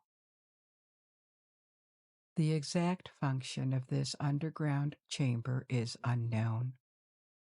If there was anything here, it was removed a long time ago, because this chamber was already well known in ancient times.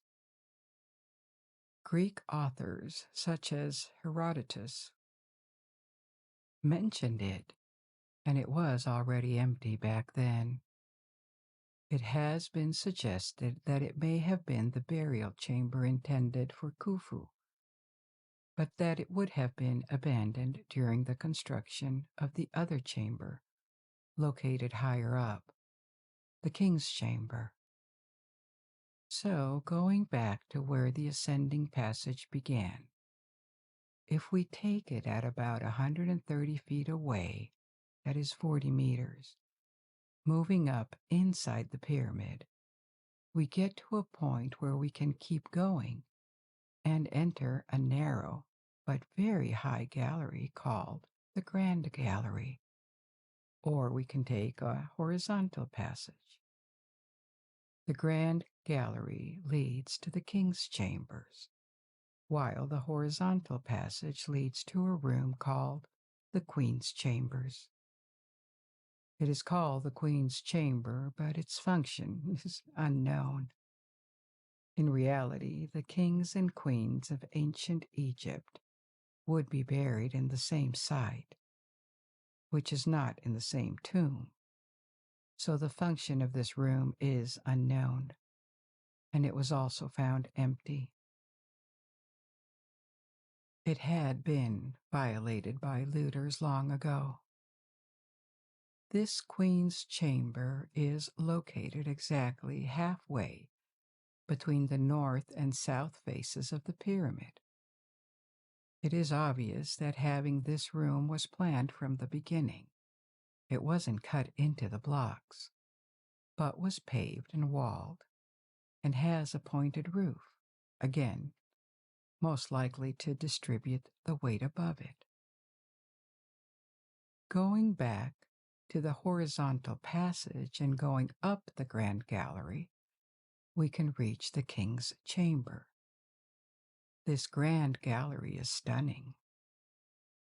It's narrow, and it gets narrower as we go up. Its width decreases from 7 feet or 2 meters at the beginning to only 3.5 feet or 1 meter at the end. But the ceiling is 28 feet high. So, in the complete darkness of the pyramid, it was too far away to be seen. At the end of the gallery is the last line of defense of the King's Chamber, an antechamber that was designed to house portcullis blocking stones. 3 large granite stones, gates, were placed in grooves and dropped, supposedly after the pharaoh was buried. The stones were thick, about 20 inches or 50 centimeters thick each. But obviously they weren't enough because they could still be destroyed, and they were. In addition, the antechamber had a design flaw. A space was left above these large stones, between its top and the ceiling, so that they could be circumvented, except for the last one. Crossing the antechamber, we finally reach the King's Chamber, which is located approximately halfway between the base and the top of the pyramid. It was found empty, with only a broken stone sarcophagus where the mummy of Khufu was supposedly once placed, probably surrounded by the artifacts and treasures that would accompany him in the afterlife, but it was all looted long ago, during antiquity. Above the roof of the King's Chamber there are 5 compartments that were presumably meant to safeguard the King's Chamber from the possibility of the roof collapsing. This is why these compartments were called relief chambers. It is in these compartments that graffiti left by workers was discovered in the 19th century, helping to attribute the pyramid to Cheops. I mentioned before that after Khufu, the size of the pyramids decreased. The rest of the Giza site, which has 3 main pyramids and smaller ones, was approximately built over about a century. However, the others are smaller, and after the 4th dynasty, the size of the pyramids decreased. These stone block cores were replaced by bricks. The fourth dynasty was during the Old Kingdom. In the Middle Kingdom, the practice of building pyramids declined over time. During the New Kingdom, in its second millennium BC, the second half of the millennium, pharaohs and nobles preferred to be buried in underground tombs that still required work, but nothing like the effort of building a pyramid like Khufu's. So, why did they stop building pyramids? There may not be a single reason, but it is likely that this practice had become unsustainable for Egypt as a country and as a society, possibly for ecological reasons. I mentioned earlier that the consumption of wood, especially as fuel for making mortar, was huge in a country with little wood. It could also be for social reasons. Pharaohs may have been seen as living gods, but there wasn't much a society was willing to accept to honor them. Pharaohs continued to build, but increasingly invested in smaller temples or monuments that may have been seen as more useful and more acceptable. In any case, there was also a temple associated with the pyramid, presumably dedicated to the cult of Khufu after his death. It was located on the east side of the pyramid and has almost completely disappeared. There was also a causeway linking the pyramid to the river, of which only a few remains remained. To the east of the pyramid was a cemetery where the grave of Khufu's mother was found, but her coffin was empty, even though it had been sealed and never violated. This may be another mysterious story that happened there, and we'll never know what really happened. Much of the archaeological work at this site has also involved studying the environment. These studies have revealed that there was once a thriving port, so there was likely economic activity, perhaps around the temple of Khufu. There were barracks for soldiers or laborers, and many remnants left by the thousands, sometimes tens of thousands, of men who worked, ate, lived, and slept on the site, forming a village or even a temporary city. If only the thousands of workers who contributed to this creation of one of humanity's most impressive ancient monuments could speak. Perhaps the mystery of how exactly the pyramid was built could be explained. We've come to the end of our little journey tonight. I hope you enjoyed this adventure, and I invite you to discover and learn more. Now you can let go and sleep, or you may want to listen to another story in my library. We have a story about Egyptian mythology, which is a great companion to this one. And until we meet again, good night. Sleep well.